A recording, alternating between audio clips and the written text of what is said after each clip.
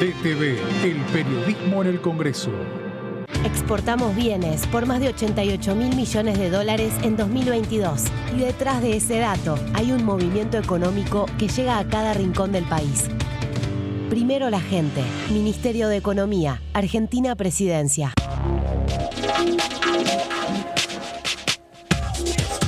DTV es información, es diálogo, es análisis. DTV es federalismo, libertad de expresión, pluralidad de voces. DTV es todo lo que un país en democracia tiene que ser. DTV es tu voz en el Congreso. Este 2023, seguí eligiéndonos. DTV, el periodismo en el Congreso.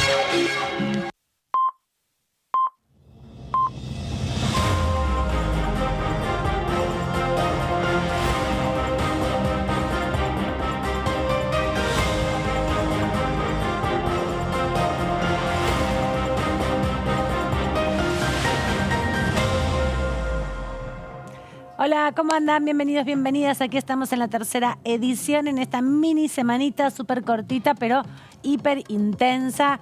Ya aparece con todo lo que estuvo sucediendo en los últimos días ahí en la provincia de Jujuy, pero también las repercusiones que ha tenido aquí dentro del Congreso Nacional, con incluso la presentación de proyectos para ya plantear la intervención federal en la provincia de Jujuy. Vamos a estar hablando de eso y vamos a estar hablando también, sin duda, de los temas que quedan pendientes aquí y las convocatorias para los próximos días de algunas comisiones. Para esta semana, que es tan corta y tan convulsionada, no hay convocatoria de comisiones, pero sí, seguramente la próxima habrá posibilidades de que se reúnan varias comisiones que tienen que avanzar en proyectos que ya fueron enviados por el Ejecutivo Nacional y otros tantos que están discutiendo los diputados y diputadas en varias comisiones. También vamos a repasar cómo sigue el juicio político a los 4 miembros de la Corte Suprema de Justicia. Antes del feriado ultra largo que tuvimos, se había definido en avanzar, cerrar ya el tema obra social y avanzar con coparticipación. Hoy más que nunca toma relieve ese tema sobre la relación provincia, Estado, Nación, no solo por los recursos, sino también, bueno, por la distribución y organización política del Estado, ¿no? Estaba repasando y Argentina tiene largas historias de intervenciones estatales, sobre todo federales en las provincias, a lo largo de la historia de nuestro país, pero sobre todo en estos últimos años de democracia también ha habido muchas en varias provincias argentinas. Así que es un tema que empieza a darse como parte del debate y las respuestas que se dan los diputados y los bloques a través de las redes sociales como un territorio donde en definitiva definen sus posiciones en lugar de hacerlo aquí en la Cámara de Diputados, ¿no? Donde es muy difícil con este clima político avanzar en la posibilidad de concretar una sesión. También hubo elecciones en el Chaco, parece que no, pero hubo elecciones en el Chaco este fin de semana y en varios distritos más. Vamos a estar repasando todo eso y también vamos a hablar con varios diputados sobre la actualidad política. Vamos a hablar con el diputado Eduardo Tonioli, ambos legisladores del Frente de Todos, del bloque oficialista, de Unir por la Patria, el nuevo espacio que va a llevar, el nombre que va a llevar este espacio político. Eduardo Tonioli, de la provincia de Santa Fe, del Frente de Todos, y también Daniel Arroyo, diputado de la provincia de Buenos Aires, en referencia principalmente a su pertenencia al Frente Renovador. Van a hablar aquí con nosotros, acá en la tercera edición. Voy a saludar a mis compañeras que deben haber estado muy agitadas trabajando en las últimas horas, muchísimo. ¿Cómo anda Jessica Alcaño? Bien, muy bien. Sí, en esta semana corta, un poco una pausa, digamos, ¿no? Porque también está atravesada, como sabemos, por la situación que vos mencionabas de Jujuy y el cierre de listas también. Es verdad, que es el sábado. Sábado, así que hay mucha atención puesta de todo lo que es los distintos bloques políticos tan concentrados en... Menos mal que es una semana corta, ¿no? Porque si fuera de 5 días estaríamos mucho más intensamente pendientes de eso, pero bueno, toda la atención se focalizó en el norte argentino, especialmente en la provincia de Jujuy. ¿Cómo anda, compañera Meli Jofre? ¿Todo Hola, bien? Amanda, ¿todo bien? Bueno, sí, una semanita corta que no muestra demasiada actividad, obviamente, en el Parlamento, sobre todo por esto mismo que decía Jessy, por la previa del cierre de listas. Veremos la semana próxima en lo que significa la agenda. Por ahora hay una sola comisión que figura, que no tiene proyectos de ley para tratar, tiene solamente proyectos de resolución, de declaraciones, la Comisión de Población y Desarrollo Humano. Sabemos que el 27 estaba fijada una nueva reunión de juicio político, donde se iban a recibir a gobernadores. y se hablaba de que el miércoles 28 el oficialismo estaba tratando de que hubiera una sesión. Hoy me dijeron, está en veremos. Y sí, es muy improbable que con este clima político que se está viviendo a estas horas en la Argentina, hubo un mensaje del presidente de la Nación también respecto a lo de Jujuy hoy más temprano, y como bien decíamos, el cierre de listas que está aquí a 48, 72 horas, donde se va a definir quiénes van a ser los candidatos, candidatas para las fórmulas de presidente y vice, y también en la provincia de Buenos Aires, por ejemplo, de gobernador. La ciudad de Buenos Aires también va a definir sus candidaturas, y para diputados y senadores en 6 provincias, senadores y todos los diputados de las provincias nacionales, en definitiva, que van a venir aquí o van a intentar entrar aquí a la Cámara de Diputados. Hablábamos de juicio político recién, justamente Meli. Jessy, ¿nos vas a hacer un pequeño resumen de cómo estamos? Porque pasó un montón de tiempo y estoy perdida de cómo viene el debate de juicio político. Sí, un resumen, Amanda, y un poco cómo sigue la agenda, por lo menos lo que se fijó en la última comisión. Esta semana, como decíamos, no estuvo convocada, pero es la comisión que tiene garantizada ya una agenda por varias semanas. Como repaso, hasta ahora hubo 17 reuniones de la Comisión de Juicio Político que, Bien. bueno, justamente se activó. O sea, no es cuando no hay, quizás hay años donde no hay ninguna reunión. Sí. Bueno, hubo 17 hasta ahora. Hubo 5 de esas reuniones donde se debatió y se terminó votando la admisibilidad, ¿no? Para el inicio de esta investigación a los jueces de la Corte, Rosati, Maqueda, Rosenkrantz y Lorenzetti. Luego hubo 3 sesiones, audiencias testimoniales con distintos, o sea, testigos variados, ¿no? Que no seguían un tema particular, sino que estaba un poco mezclado. Ahí fue donde vinieron varios de los secretarios de las vocalías de los cortesanos y explicaron cómo era el funcionamiento, de cómo entraban las causas, qué vocalía iba primero, cómo empezaban por mesa de entradas. Iban como mostrando un poco el circuito propio de un poder del Estado, como es el Poder Judicial, la Corte Suprema, que es un órgano muy importante, que en definitiva no conocemos, ¿no? Ese circuito Claro. de funcionamiento y cómo se ordena el organigrama. Descubrimos un montón de cosas. Totalmente, sí. Aparte, bueno, uno aprendió viendo la Comisión de Claro. Juicio Político que cuando entra una causa, depende del tema, tiene giro primero a una de las vocalías de cada juez. Quizás hay algunas que empiezan por Rosati, otras que empiezan por Maqueda. Bueno, Exacto. depende del tema, tienen una circulación distinta a los expedientes que llegan a la Corte. Y que además de las vocalías de los jueces, hay secretarías, que eso está más allá de los jueces, igual que las vocalías donde están sus colaboradores más cercanos, pero en las secretarías están como el personal estable de la Corte, que son los que vienen trabajando en las causas a lo largo de todas las épocas, ¿no? Porque hay algunos que habían entrado en el 90, Sí. en el 89, otros incluso en el 87, cuando casi se recupera ahí, a pocos años de haber recuperado otra vez el sistema democrático. Así que es, bueno, también ahí de esos testigos Creo fueron que interesantes. una de las últimas fue una secretaria letrada que estaba encargada del tema de seguridad y previsión social, Sí. que contó también que estaba desde la década del 90 y que cuando Rosati llegó a la Corte quería como alguien especialista en esos temas en su equipo y fue ahí que se sumó. Claro. Pero son funcionarios de la Corte históricos, digamos. De carrera, en definitiva, Claro. entran por concursos. se Y supone. que están muy especializados, muchos de ellos, Exacto. en estos temas, por eso es donde, o sea, están en determinadas secretarías. Bueno, a partir de esas 3 audiencias testimoniales que comenzaron, ¿no? Toda la ronda de testigos, después la comisión reordenó y dijo, bueno, vamos a hacer audiencias testimoniales por tema. Entonces, la primera fue la del 2x1, el fallo Muiña, y ahí hubo 2 audiencias. Bueno, vinieron abuelas de Plaza de Mayo, vinieron sobrevivientes de la última dictadura por toda la causa del Hospital Posadas, donde actuaba justamente el represor Muiña. Bueno, hubo distintos secretarios letrados también.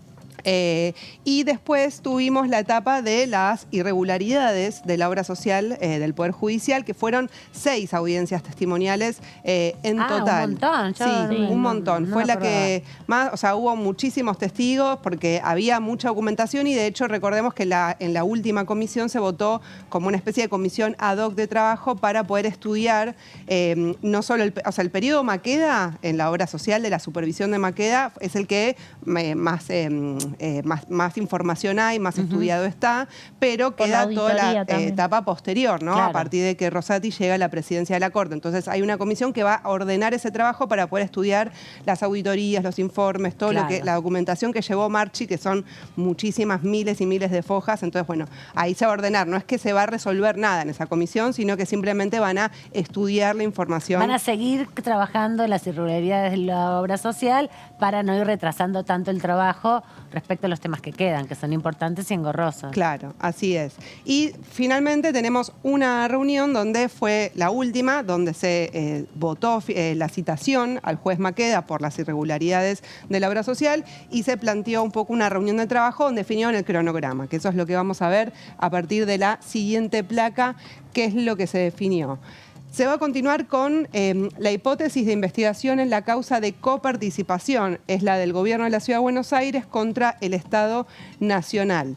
Lo que anunció la presidenta de la comisión, Caronila Aguilar, del Frente de Todos, es que planifican entre 4 y 5 audiencias sobre esta causal y van a intentar que no haya más de 4 testigos por cada una, porque hemos tenido, la verdad, a veces comisiones de 7, 8 horas. Entonces, bueno, van a intentar que no sean más de 4. Y el siguiente tema, luego de finalizar con coparticipación, va a ser todo lo que tiene que ver con la intervención de la Corte en la designación de diputados, senadores para el Consejo de la Magistratura. Vamos a la Quiere decir entre 4 y 5 también que acortan la cantidad de testigos, ¿no? Porque Sí. en un momento, ya no sé bien en qué reunión, Siley dijo que faltaban como 186 testigos. Sí, decía Claro. eso con respecto a los primeros testigos que se estuvieron incluyendo a partir de las denuncias que se hicieron, ¿no? Lo que se hizo fue, con la admisibilidad, recabar toda la información de las denuncias para ver si se contrasta o no esa denuncia, y ahí aparecían muchas personas Sí. nombradas a las que se fue citando. Si es todo ese universo, faltaban como 168 Claro, igual testigos. recordemos que en muchas comisiones se vota la ampliación de testigos. O sea, puede Exacto. suceder que haya ya más o menos definido una base de testigos, pero si surge alguna pregunta o alguna punta de investigación que quieran ampliar, pueden proponer las y los diputados y tienen que someterlo a votación igualmente en la comisión, testigos nuevos que no estén ya contemplados en las presentaciones que se hicieron y por las cuales se votó la admisibilidad. Vamos a repasar, si te parece, Jessy, lo que decía Eduardo Valdés respecto a lo que sucedió en la última reunión de la Comisión de Juicio Político, antes de introducirnos en detalles sobre las próximas audiencias, respecto a la citación al juez Maqueda para que pueda responder las acusaciones que se estuvieron escuchando en estas 6 audiencias testimoniales, y con toda la información recabada hasta el momento, que bien nos comentaba nuestra compañera Jessica. Hoy hemos votado el pedido, el contenido de lo que nos gustaría que el juez Juan Carlos Maqueda nos conteste, ya sea presencial o por escrito, ¿no?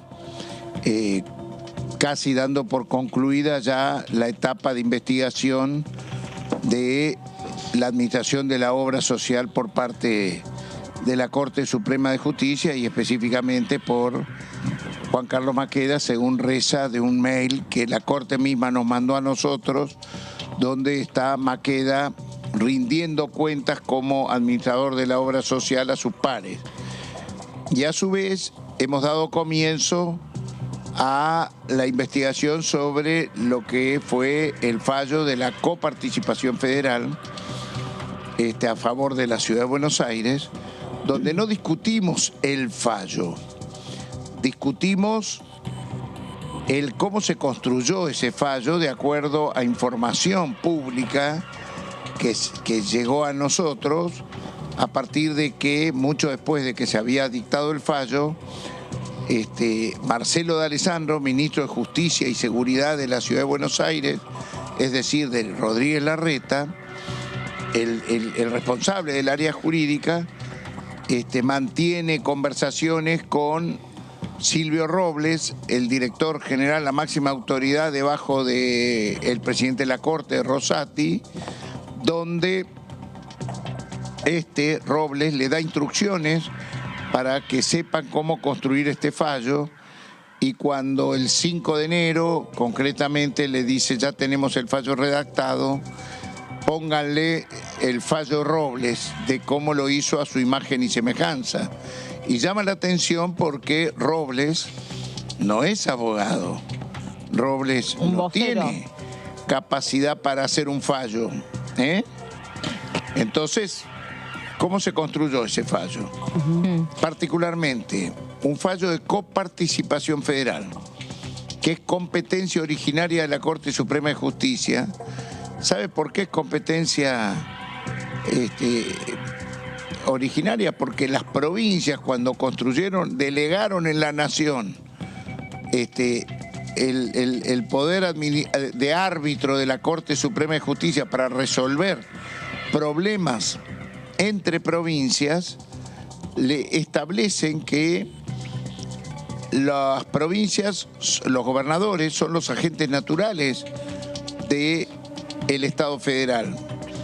¿Por qué entonces la Corte Suprema no convocó a los únicos establecidos por la propia Constitución, que son los agentes naturales, a los que debería haber escuchado con recursos de coparticipación?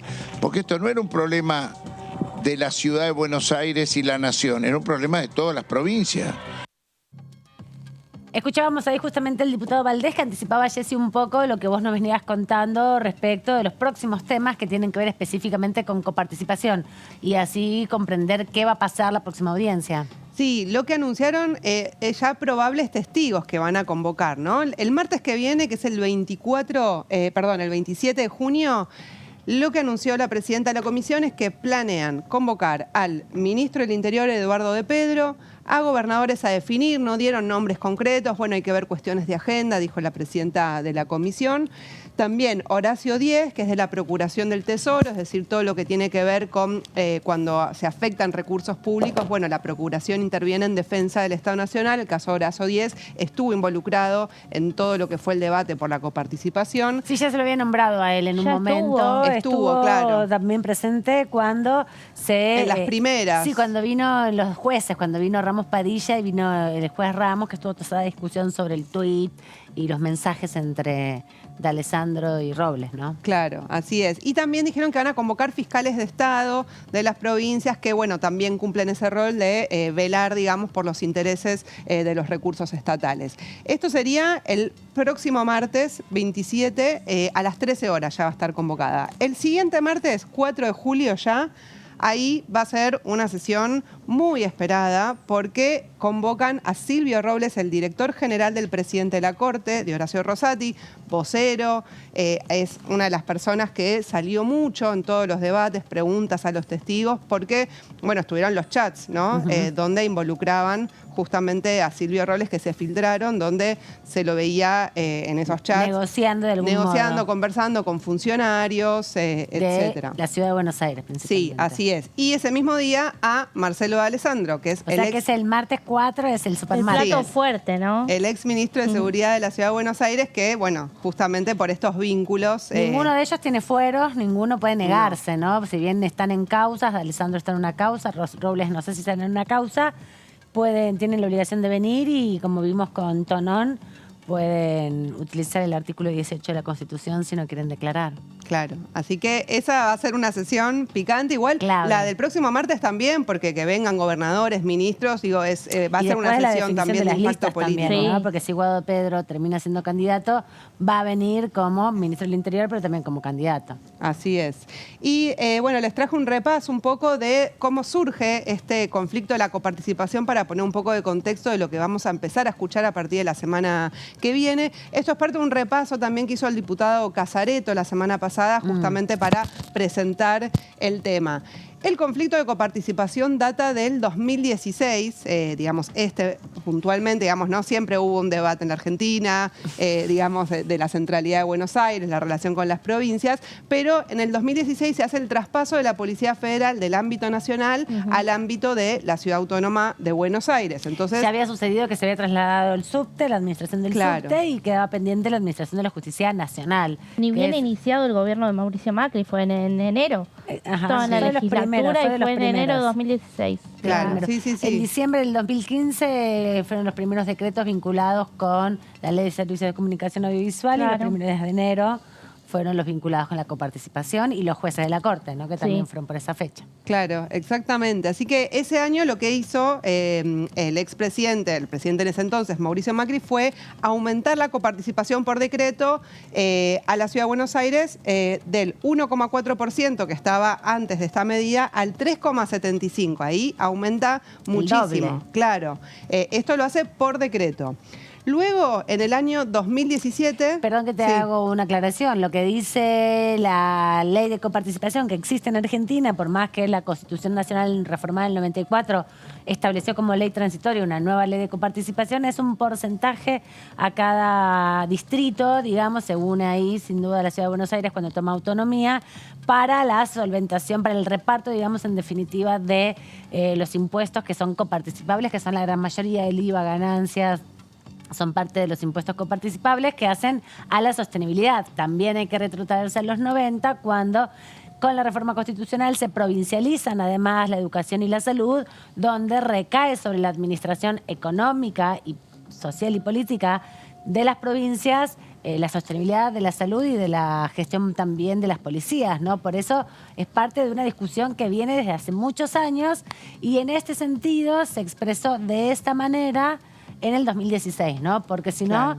pareciera que fuera una decisión que tomó Macri, pero ya se había trasladado la autoridad policial, sus efectivos, lo que faltaban eran los recursos.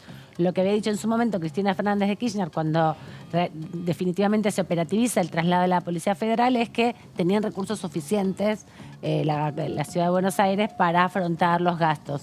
Eso fue la controversia inicial cuando asume Macri y dice, bueno, pasaron la policía, también hay que pasar recursos. Claro, y aparte lo que se plantea es que no hubo en ningún momento ningún estudio de cuánto era lo que necesitaba, ¿no? O sea, en los sueldos, en infraestructura, en sostenimiento de edificios y demás. Bueno, no estaba, nadie hizo ese cálculo. Claro, fue un número genérico. Así es. Entonces, luego pasamos al 2017, donde se vota en un consenso fiscal y ahí se baja al 3,5%, un poquitito.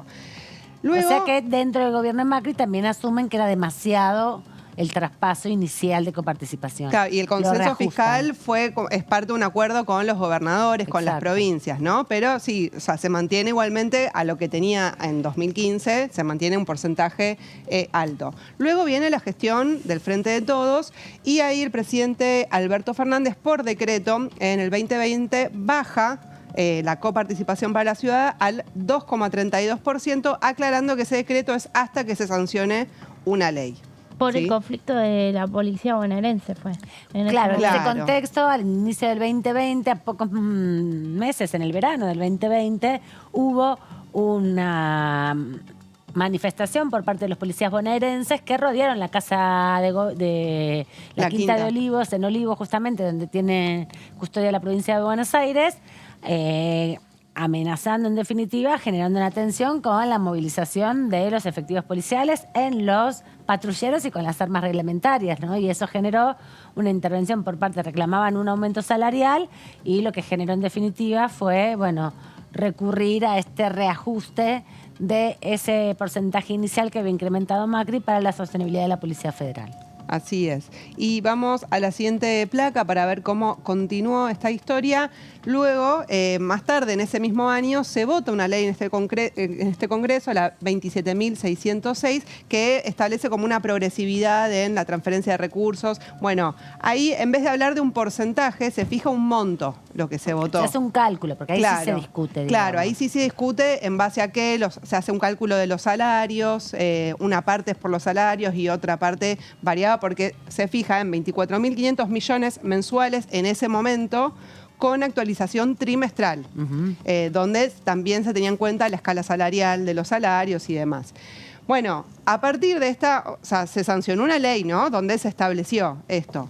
Ahora, la Ciudad de Buenos Aires decide judicializar tanto el decreto del presidente en el 2020 como esta ley salida del Congreso. Se judicializa y lo que solicita la Ciudad Autónoma de Buenos Aires es el 3,5% de la coparticipación. Lo que había dejado Macri después en el consenso fiscal en 2017. Así es, volver a ese consenso, a ese porcentaje del consenso fiscal. Y acá viene la participación de la Corte, porque en diciembre del 2022 la Corte dicta una medida cautelar que ordena llevar la coparticipación al 2,95 hasta que se resuelva la cuestión de fondo. Este es el fallo que se va a observar, ¿no? O sea, cómo la Corte llega a ese fallo, en base a qué llega a ese porcentaje, que fue una de las cuestiones más, digamos, que se puso la lupa. Me dice, bueno, este porcentaje, ¿cómo lo calculó la Corte? O sea, en base a qué lo hizo. Y bueno, después todos los chats que, sí, adelantos sobre este fallo que iba a sacar la Corte y demás. Bueno, todo esto es lo que vamos a empezar a escuchar a partir de la semana que viene. Vamos a la siguiente placa para ver también parte de la agenda, que es un poco lo que nos decía, escuchábamos recién del diputado Valdés con respecto a la citación de Juan Carlos Maqueda, que quedó fijada para el 6 de julio. Esto está amparado en el artículo 13 del reglamento interno de la comisión, ¿no? Que lo que plantea, o sea, lo fuimos a buscar textualmente, reunidas las actuaciones sumariales, se citará al denunciado a fin de que, si así lo considera, informe a la comisión sobre los cargos formulados, agregándose al expediente la versión taquigráfica de la declaración. También podrá el denunciado presentar un informe escrito, el que se agregará a lo actuado. La incomparecencia o inacción del denunciado no constituirá impedimento para la prosecución de las actuaciones. Lo establecido en este artículo no obsta al oportuno ejercicio de defensa por ante el Honorable Senado de la Nación. Traducido es la posibilidad de que Maqueda haga algún tipo de informe por escrito u oral sobre los cargos que se le han formulado hasta ahora provisoriamente. Que no quiere decir que se puedan formular otros, que se siga desarrollando la investigación. Él puede optar por venir efectivamente, presentar por escrito un informe o directamente no venir. Y eso no le va a quitar a él el derecho de hacer el uso, digamos, de su propia defensa cuando eventualmente llegue al Senado el juicio político, que es quien finalmente acusa, o sea, y decide sobre... Claro, la instancia de defensa en juicio es cuando la acusación es aprobada en la Cámara de Diputados y claro, es la Cámara de Senadores que se constituye como tribunal. Perdón, claro. Exactamente, y ahí es donde se le tiene que pasar obligatoriamente revista a los jueces de los cargos que se le imputan. En este caso, por lo que explicaban los diputados del oficialismo, lo que buscan es abrir la instancia para que, en caso que quiera, el juez Maqueda pueda dar su testimonio y responder parte de lo que se le acusó en estos 6 encuentros que nos contaba Jessy hace un ratito. Porque si no, lo que pasa es que la sucesión de hechos que dejan a la vista un montón de irregularidades que no tenemos como la contraparte, porque muchas de esas preguntas que se le hicieron a Tonón como administrador de la obra social quedaron amparadas en el artículo 18 y no se sabe algunos otros aspectos, ¿no? Entonces lo que se busca es, bueno, en una dinámica propia que tiene el reglamento de la Cámara, que desde Juntos por el Cambio decían y argumentaban que no correspondía porque eso se tenía que hacer cuando se aprobara la acusación. Pero el reglamento así lo establece y también en algún otro momento, de hecho se hizo lectura de un libro que analizaba los otros 2 instancias de juicio político que existieron ya en la Argentina, a jueces de la Corte, y lo que sirve como antecedente para estas acciones. Pero no hay expectativa de que Maqueda responda.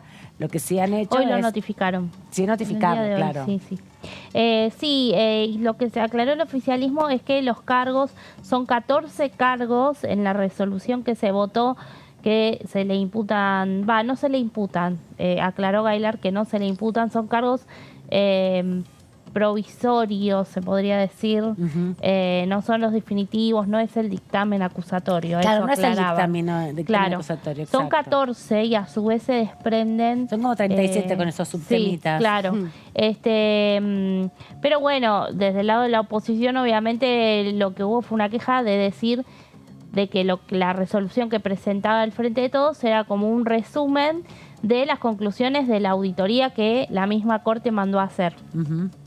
Con eso quisieron, expresar obviamente su rechazo. Sí, con su mayoría el oficialismo la votó. Sí, tirarle un poco para abajo, digamos, la acción que lleva el sí, pero es muy complicado de que vaya a venir Maqueda. No, que venga o que responda incluso, ¿no? Claro. Tengo un poco de expectativa de que eso suceda. Pero bueno, la semana que viene hay comisión nuevamente, veremos cómo se organiza. Vuelve los días martes como fecha de trabajo cotidiano, así que estaremos pendientes el lunes cuando comiencen a publicarse las convocatorias preparatorias a las actividades de la próxima semana. Mientras tanto, le damos la bienvenida a nuestra compañera Lourdes López, que está transitando por aquí, por el Congreso de la Nación. ¿Cómo estás, Aman? Bueno, saludar por supuesto a Meli y a Jessy también y a toda la audiencia que nos sigue a través de Diputados Televisión. Bueno, nos encontramos finalizando este día miércoles con mucha data parlamentaria porque también ha habido actividades por parte del diputado Leonardo Grosso, quien impulsó junto con otros diputados, también la diputada Natalia Saracho, Jimena López, también el diputado del Frente de Todos, Daniel Arroyo, quien, bueno, hablaron sobre este tema que sufren las mujeres, sobre todo las mujeres que son madres y pilares, en realidad pilares de familia, que tienen que llevar adelante la economía doméstica y que lamentablemente sufren las consecuencias, en este caso, de la falta de pago de la cuota alimentaria. Sí. ¿No? Eso es un tema que hoy vinieron diferentes representantes, tanto del gobierno provincial, en este caso de la Secretaría del Ministerio de Mujeres y Diversidades, a la Cámara, quien es ahora la ministra, estamos hablando de Estela Díaz, a exponer también cuáles son algunas de las problemáticas y, por supuesto,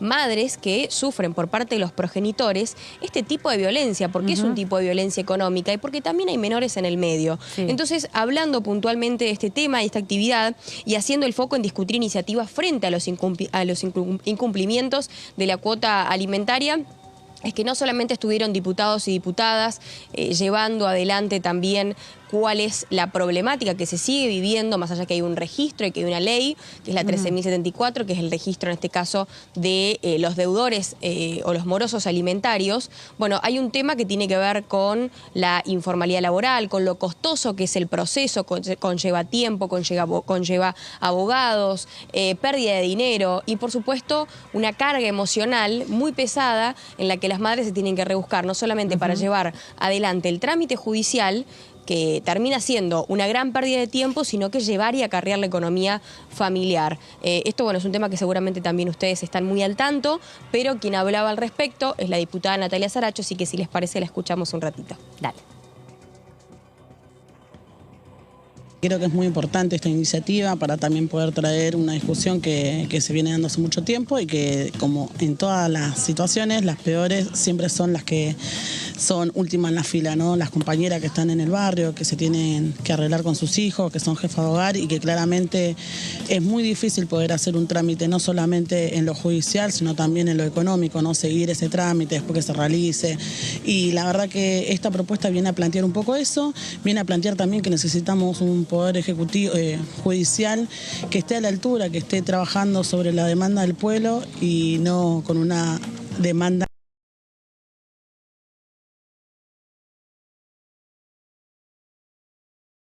Y en ese sentido creo que es muy importante no solamente poder acompañar, sino también visibilizarlo y quedarnos a disposición para ver cómo sigue estas leyes que están proponiendo hoy las compañeras. Esto es lo que viene a plantear también la deficiencia que tiene el Poder Judicial.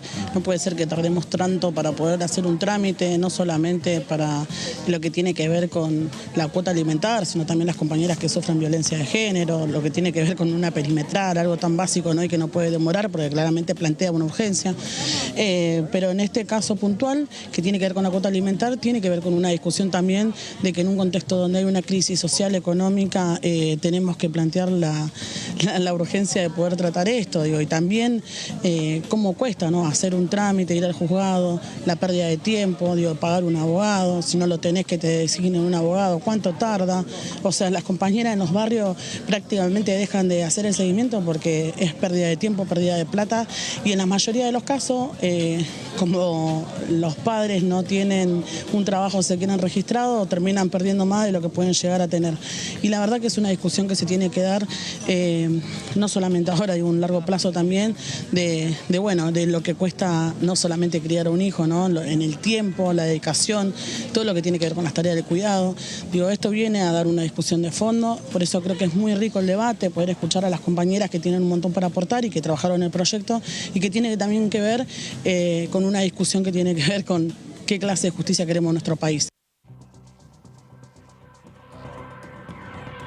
Lo que resaltaba la diputada es, ¿no?, podemos seguir avanzando en cambios en materia judicial, dándole las espaldas, en este caso, a las mujeres que son pilares de la economía familiar, de la economía doméstica, y pensando también en esta feminización de la pobreza, que es un tema que poco se habla, pero que es una realidad.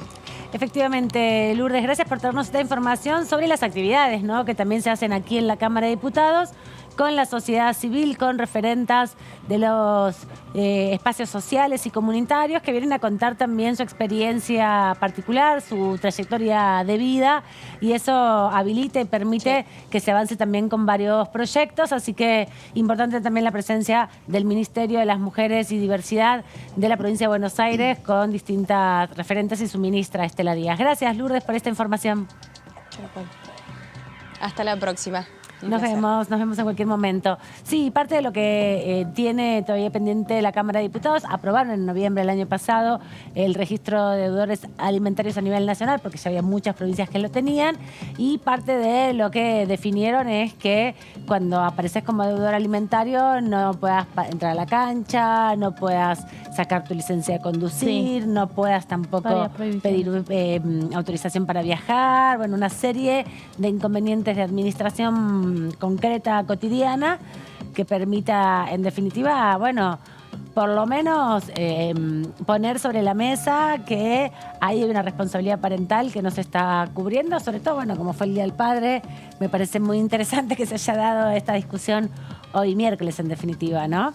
Sí, sí, totalmente. Ahí también pensaba por el Día del Padre, bueno, otro de los temas que se está tratando, que falta dictaminar, es el tema de las licencias. Sí, es verdad. Que comenzó con todo el debate sobre cuidados en la Comisión de Mujeres y Diversidad. Se estaba tratando de, o sea, había reuniones de asesores para tratar de consensuar un dictamen, pero hay predisposición para avanzar porque la realidad es que, por ejemplo, en el caso de cuando tienen un hijo, los padres tienen nada de licencia. 2 días. Sí. 2 días de licencia por paternidad de la persona no gestante. Lo que se está buscando es ampliar y sobre todo incluir también la licencia por adopción, que hoy no existe, claro, y también la incorporación de la licencia para los tratamientos de fertilidad asistida, que son parte de los procesos que se dan de cara a la gestación, ¿no? Que hoy solo está reconocido la licencia para la persona gestante, que también son poco tiempo, en definitiva, son 3 meses nada más, que se pueden extender 5 meses de sueldo en todo caso, pero si sos un trabajador o una trabajadora independiente, no tenés acceso a ninguno de estas garantías de derechos que establece la legislación argentina. Pero tenemos a nuestro primer entrevistado, si les parece, lo presentamos de esta manera.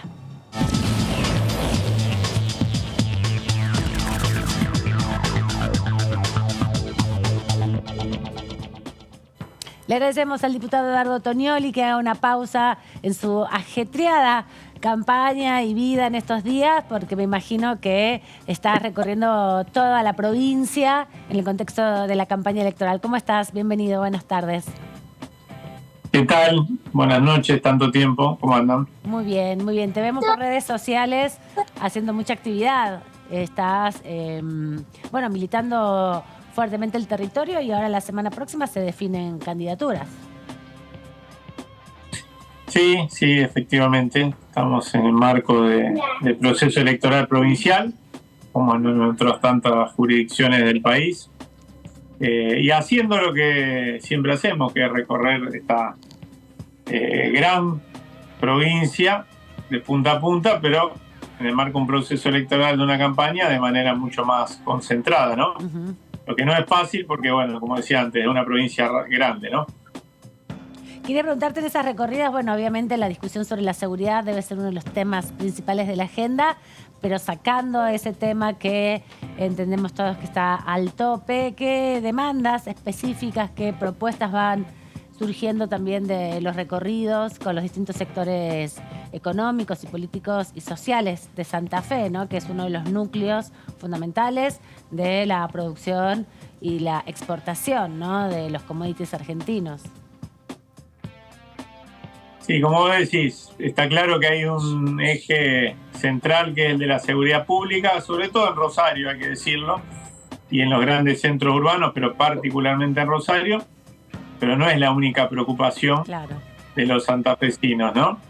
Santa Fe es una provincia, como bien vos decías, rica, que exporta, que genera divisas, pero también es una provincia con enormes y profundas desigualdades entre la Pampa gringa y el norte olvidado, entre los grandes centros urbanos y el interior profundo, y al interior de los grandes centros urbanos, entre sus cascos históricos, sus centros y sus periferias, ¿no? Y esto, esta desigualdad, digo, si tenemos una provincia rica y tenemos una provincia que, por ejemplo, no puede resolver de ninguna manera su deficiencia en materia de movilidad, con un pésimo transporte interurbano de pasajeros, donde un pibe, una piba, para estudiar en el profesorado en Tostado, que es bien al norte para que ustedes se ubican, casi llegando a Chaco, un departamento del norte-norte, para estudiar en Tostado, un pibe y una piba de Pozo Borrado, que es una localidad a 30 kilómetros, tiene que irse a vivir de lunes a viernes a Tostado. Tiene forma de viajar. Entonces, la pregunta es ¿por qué? ¿Por qué un montón de pibes y de pibas tienen que ir a vivir a Rosario, a Santa Fe, porque no encuentran laburo en lugares donde hay una inmensa riqueza natural? Y básicamente tiene que ver con una parte importante de la provincia, no tiene, por ejemplo, conexión al gas natural y por lo tanto no puede industrializarse y por lo tanto no puede generar empleo masivo, y lo que queda es el trabajo de supervivencia, el trabajo rural, pero en un campo con cada vez menos campesinos, por el desarrollo tecnológico, por las formas en la que ha adquirido en algunos lugares, ¿no es cierto?, la actividad agropecuaria, etcétera, y genera este saldo migratorio negativo en muchos de los departamentos. Todos los del norte, por ejemplo, tienen un saldo migratorio negativo. Ahora, el problema no es económico, decimos nosotros, es un problema eminentemente político. Hay una agenda, que es la del poder económico, que entendemos nosotros está sobre representada en la política santafesina. Y no me refiero solamente a lo que aquí se ha dado en llamar el Frente de Frentes, que es básicamente la sumatoria entre Juntos por el Cambio y lo que alguna vez fue el Frente Progresista, que terminó conjugándose en realidad en algo que es furgón de cola de la política nacional del macrismo, sino que también me refiero a algunos sectores de este lado de la grieta, y en particular tengo que decirlo a quienes gobiernan hoy la provincia de Santa Fe en nombre de todo el peronismo, pero desde una fracción que es el del gobernador Omar Perotti, que, bueno, tienen una especial sensibilidad con la agenda de los sectores más concentrados de la economía. Nosotros creemos, bueno, siempre me pasa algo. Sí. Parte de la familia. Nosotros entendemos que hay otra agenda que necesita, por lo menos, estar en un pie de igualdad. No decimos que no haya que dialogar con el complejo oleaginoso, con la cerealera, etcétera. Lo que decimos es que ahí está la agenda de los trabajadores, la agenda de las pymes, la agenda de los pequeños productores, de los agricultores familiares, las cooperativas y mutuales, que tienen un peso enorme en la actividad económica santafesina, que requiere de poder sentarse en la mesa donde se toman las definiciones, donde se le habla al poder político y el poder político recoge el guante y lo convierte en políticas públicas. Esa es la que por lo menos nosotros, esa agenda es la que estamos intentando impulsar en el marco de este proceso electoral. ¿Qué tal? Buenas tardes, diputado. Jessica Calcaño lo saluda. Justamente como parte de esa agenda de lo que marcabas, bueno, algunos están más concentrados en el poder económico. Uno de los temas que siempre aparece también ligado al problema del narcotráfico, la seguridad, es los puertos y la hidrovía. ¿Qué propuestas hacen en relación a esto? Porque, bueno, son puertos privados donde, bueno, no hay control, y bueno, y también la hidrovía, bueno, hay licitaciones en curso, hubo concesiones. ¿Cómo está esa situación y qué propuestas hace al respecto, ¿no? Para qué cambios hacer ahí. Nosotros, con respecto a la mal llamada hidrovía, a mí me gusta llamarla Río Paraná, porque es eso, hidrovía es el nombre de una empresa, ¿no? Mira. Nuestro Río Paraná, lo que estamos lo que venimos señalando hace tiempo es que hay que avanzar estatal que incorpore al Estado Nacional y a las provincias. Ahora, esto que estoy diciendo es lo que está sucediendo ahora, a pesar de que hay algunos planteos, no me voy a hacer el sonso de reconcesión de alguna manera, ¿no es cierto?, del canal central de nuestro río Paraná. Pero la experiencia que hemos tenido este tiempo de gestión estatal ha mostrado que el famoso mito de la ineficiencia estatal es un mito, no es tal, y la gestión estatal ha permitido tener superávit y tener pingües dividendos que pueden ser reinvertidos en la mejora, ¿no es cierto?, de todo lo que tiene que ver con nuestra actividad económica ligada al río, en la creación, como venimos impulsando también a nivel provincial a través de nuestra diputada provincial, Lucila de Ponti, que me acompaña también en este proceso electoral encabezando la lista de diputadas provinciales, en un fondo ambiental del Paraná que permita atender los pasivos que deja la actividad primaria exportadora también en nuestro río Paraná, ¿no? Y sumado a eso, nosotros, de la mano de una serie de proyectos que hemos presentado a nivel nacional, que promueven la recuperación de nuestra marina mercante, que promueve un régimen para la regulación de la actividad, ¿no es cierto?, económica en nuestros cursos de aguas, y que, entre otras cosas, promueve también la recuperación de los astilleros nacionales. Estamos planteando para la provincia de Santa Fe, sumado a lo que propone una de estas iniciativas, que es la reserva de carga para el Estado, en lo que tiene que ver con la carga al interior de nuestros ríos, la posibilidad de una flota fluvial provincial con barcazas, ¿no? Como otras provincias tienen. Chaco tiene una flota fluvial provincial, la provincia de Santa Fe tranquilamente podría tenerla, y haciendo reserva de carga podría generar dividendos para la provincia, pero además generar otra forma de navegación interior de nuestros ríos, que permita, por ejemplo, no tener que dragar tanto como viene sucediendo. Por supuesto que no nos desentendemos de que esto es una discusión mucho más profunda, y es una discusión nacional de carácter de proyecto de país, es una discusión que ni siquiera, tengo que decirlo, está saldada al interior de Frente de Todos, esto está claro, pero siempre del lado de estas discusiones estamos, o en estas discusiones estamos del lado de aquellos y aquellas que creen, que creemos que hay que trabajar para sacarnos de encima la pesada herencia que dejan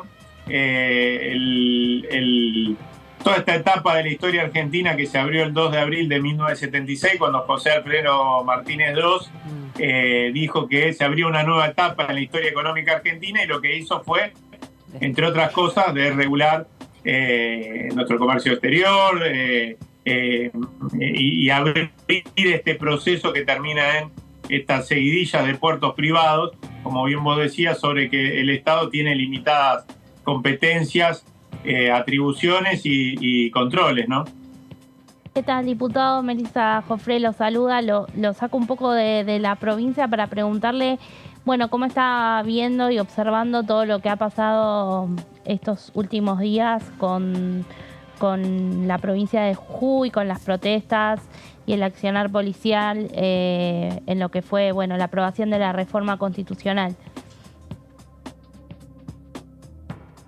Bueno, a ver, Gerardo Morales es un pequeño Führer, es alguien que muestra muy poca vocación por el diálogo político, que además evidentemente evalúa, y lo que me preocupa es que los dirigentes de la fuerza política nacional a la que pertenece, que es Juntos por el Cambio, parece que evalúan lo mismo, que esto le da rédito electoral, es decir, pegarle a las maestras, pegarle a los pueblos originarios, pegarle a cualquiera que se oponga a sus designios, y creo que hay que ponerle un freno a esto, ¿no? Gerardo Morales es alguien que, lejos de su prédica republicana, en los hechos concretos ha hecho de la suma del poder público una política sistemática donde ha operado para hacerse del Poder Judicial entero. Yo soy cofirmante, acompaño un proyecto de Federico Fagioli que promueve desde hace tiempo la intervención del Poder Judicial provincial de Jujuy, y creo que en ese momento nos quedamos cortos, que lo que se necesitaba era intervenir directamente la provincia. Es hora de ponerle un freno a este tipo de políticas autoritarias, ¿no? ¿Pero pensás que desde el Congreso se puede avanzar con eso? Digo, ¿se requieren mayorías? ¿Se requiere un trámite parlamentario? ¿El Congreso está en una instancia donde no puede reunirse? ¿Sí? Yo pido perdón, cuando estoy en casa, que son pocos los momentos, estoy acompañado de mi hija, siempre pasa lo mismo en nuestras notas. No pasa nada, no pasa nada. Es por el horario. Es bienvenida mientras no se aburra. Decía que Julia Eva. No, bueno, por supuesto que se necesita determinado consenso que a veces parece no alcanzarse, ¿no? Hay una paridad en el Congreso de la Nación, pero también hay que dar el testimonio político de lo que uno cree que hay que hacer en este momento, ¿no? Es importante que la dirigencia política se expida. A veces las ansiedades y las urgencias que tienen, me pasa con compañeros de mi misma organización, de Movimiento Evita, que hoy están detenidos, ¿no es cierto? Allá, producto de la represión bestial que ha llevado adelante Morales y sus perros de caza, y otros compañeros con los que me une mucho afecto y con los que milité muchos años, que son los compañeros de Hijo. Hay 3 compañeros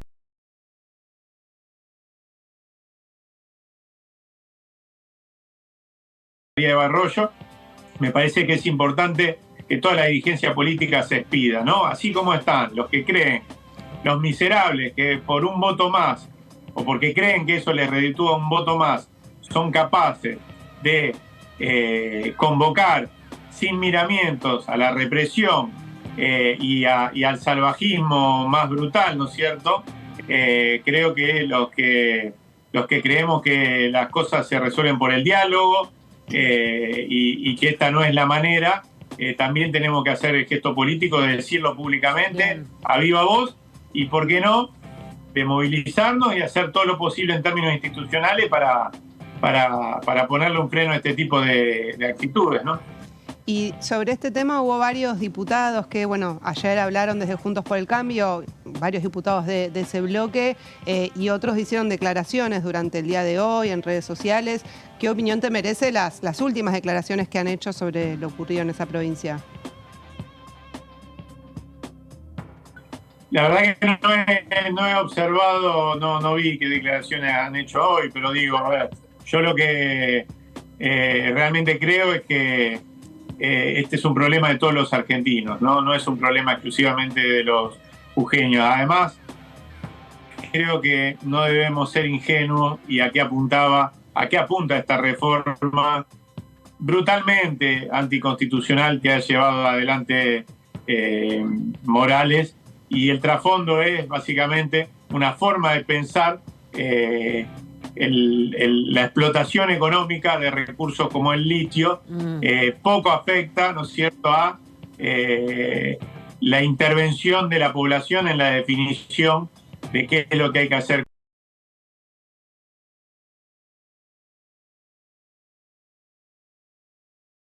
Discusión sobre el futuro de los recursos de la Argentina, una Argentina que tiene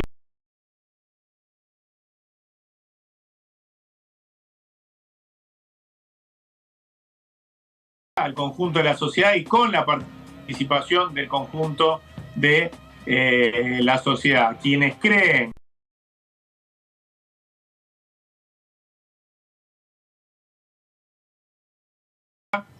gustan de normativas restrictivas. Ahora no se puede tapar el sol con las manos, no se puede con una constitución provincial ir contra los preceptos de la Constitución Nacional, y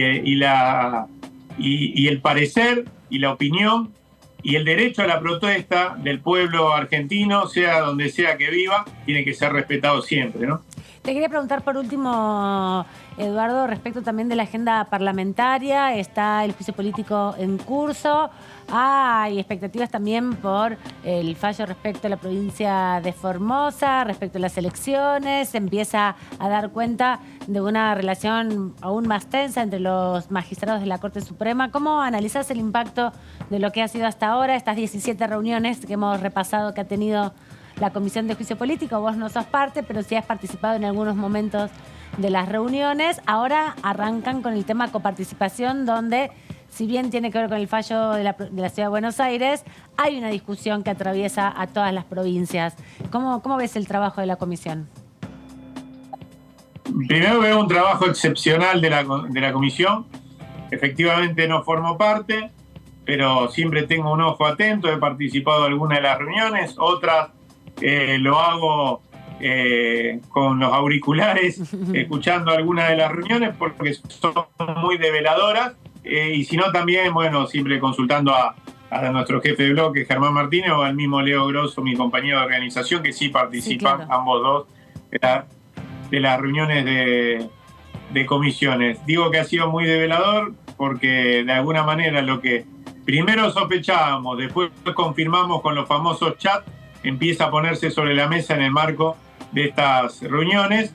Y segundo, por supuesto, tengo un especial interés en lo que viene, que es básicamente la discusión alrededor de un fallo escandalosamente antifederal, porque vino a querer consolidar una decisión que había tomado Mauricio Macri a sola firma, cuando la cuestión de la coparticipación es de concertación, es decir, requiere de la mirada y de la aprobación del resto de las jurisdicciones, donde de 1,4 creo subió a 3,7 la coparticipación a la Ciudad Autónoma de Buenos Aires, sin más, y con el único argumento que en realidad era en contraprestación por el traslado de la policía a la Ciudad Autónoma de Buenos Aires, cuando en realidad eso debía ser tasado, de decirse cuántos recursos eran y no al voleo generar esta injusticia profunda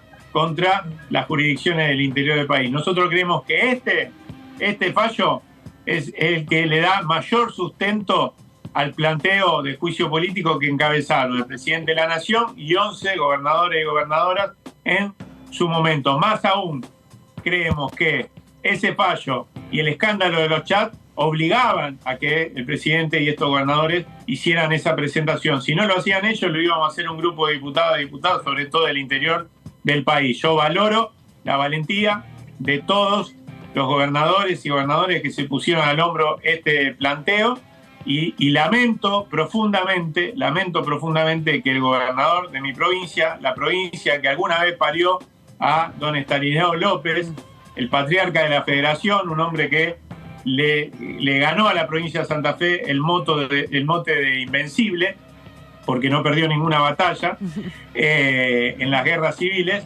Lamento que la misma provincia que parió a Estanislao López tenga a un gobernador que, con respecto a este fallo de la Corte Suprema, haya dicho textualmente que los fallos están para cumplirse, cuando todos sabemos, él, nosotros, los integrantes de la Corte, que es un fallo amañado políticamente en función de los intereses de un proyecto político, que es el proyecto político de PRO, que es un proyecto porteño. Gracias, diputado, por este ratito y por compartir con nosotros todas estas reflexiones. Lo vemos en cualquier momento. Adiós, hasta la próxima. Gracias a ustedes, un abrazo grande. Hasta luego. Bueno, justamente la semana que viene también va a haber elecciones nada más y nada menos que en Córdoba, claro, así que va a estar recontrapicante. Y Formosa. Y Formosa también, es verdad, y las de Formosa que no fueron suspendidas, por lo pronto todavía. No. Ya veremos qué pasa, se puede esperar. Mañana, hasta mañana, ¿no? Hasta mañana, sí. Martes y jueves pueden. Son los días de acordada de la Corte, sí, como ayer fue feriado, seguramente hay mucha expectativa con lo que pueda llegar a suceder mañana. Se espera que no se pueda consolidar esa mayoría que hasta ahora estaban construyéndose con Rosati, Rosenkrantz y Maqueda, veremos cómo pasan los días y las horas, a ver qué efectos tiene finalmente esa resolución que se presentó por un diputado nacional de aquí, de la Cámara de Diputados de la provincia, en representación de la provincia de Formosa, el diputado Carvajal, que es quien impulsa esta declaración de inconstitucionalidad a la reelección de Gildo Infran. Pero para eso vamos a vernos y conversar después de la pausa, porque todavía queda mucho por conocer de lo que ha pasado en la Cámara de Diputados y lo que va a pasar sobre todo en los próximos días después del receso del fin de semana, porque esta semana tan convulsionada, no sé si se van a poder reunir. Ahí venimos, quédense ahí.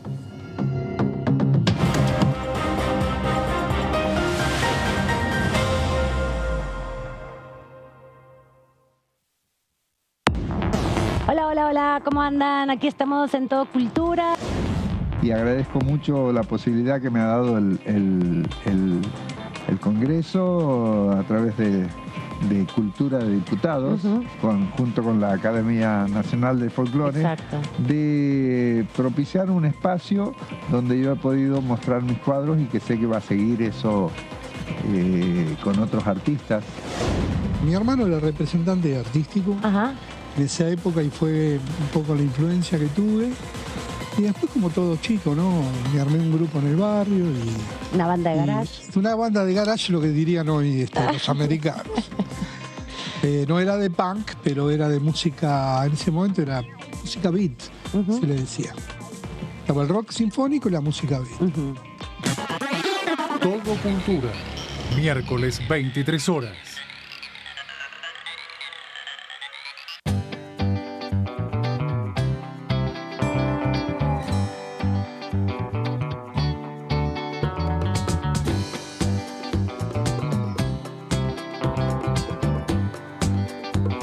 Para hacer visible y formalizar el trabajo en casas particulares, creamos el programa Registradas, generando empleo digno y de calidad. Inscribiendo a una trabajadora de casas particulares, formalizás un puesto de trabajo y asegurás que acceda a todos sus derechos. A través del programa Registradas, durante los primeros 6 meses, el Estado cubre el 50% del sueldo de las nuevas trabajadoras. Una herramienta para visibilizar, formalizar y reconocer el trabajo del personal de casas particulares. Argentina Presidencia.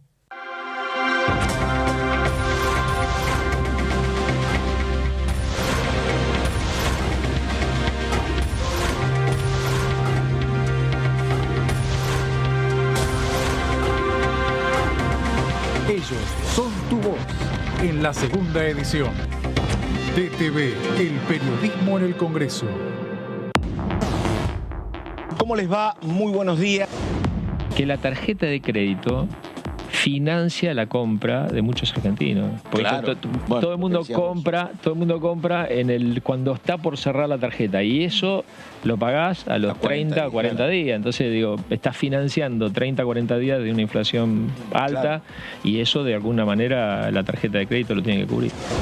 Yo creo, ¿sabes qué? Que se especuló que se ganaba la elección. Iban a estar peleando igual que nosotros en la misma situación. ¿Por qué? Porque ese endeudamiento genera presiones externas, genera sometimiento, genera que el Fondo Monetario disponga qué Argentina tenemos que hacer y nosotros, los argentinos, no vamos a resignar que Argentina, porque somos argentinos. O sea, es esto. DTV, primera mañana, de lunes a viernes. Ampliamos las asignaciones familiares. A partir de marzo, igualamos el tope de ingresos para percibir las asignaciones con el piso del impuesto a las ganancias.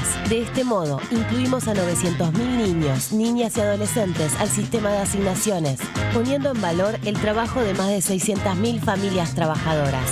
Primero la gente. ANSES, Ministerio de Economía, Argentina Presidencia.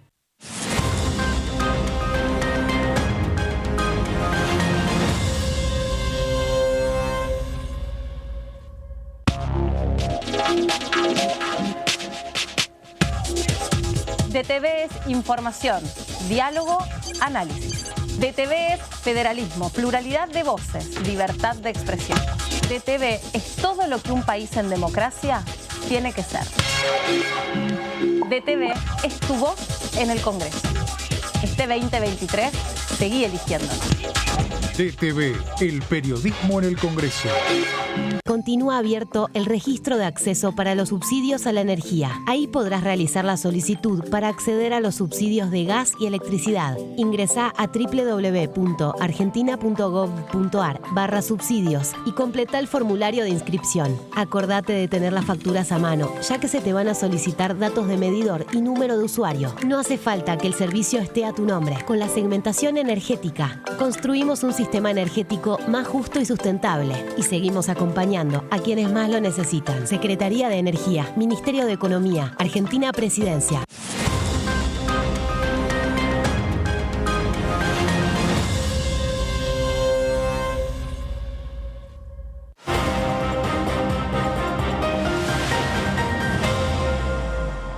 Seguimos aquí en la tercera edición de DTV en esta semana cortita, pero muy activa, con acciones políticas, sobre todo en la Cámara de Diputados, porque la agenda parlamentaria queda un poco relegada. Es difícil reunir a los diputados en estos contextos preelectorales. El sábado se cierran las listas, como decíamos y anticipábamos. Hay elecciones el domingo en Formosa y en Córdoba, pero también ha sucedido en Jujuy, como bien repasábamos más temprano, una fuerte represión para desalojar los cortes de ruta en reclamo de la aprobación de la reforma constitucional. Así que es un clima difícil, pero hay actividades que se están desarrollando, sobre todo de diputados y diputadas, para impulsar diferentes proyectos. De eso vamos a hablar en instantes, porque tenemos la presentación de nuestro próximo invitado.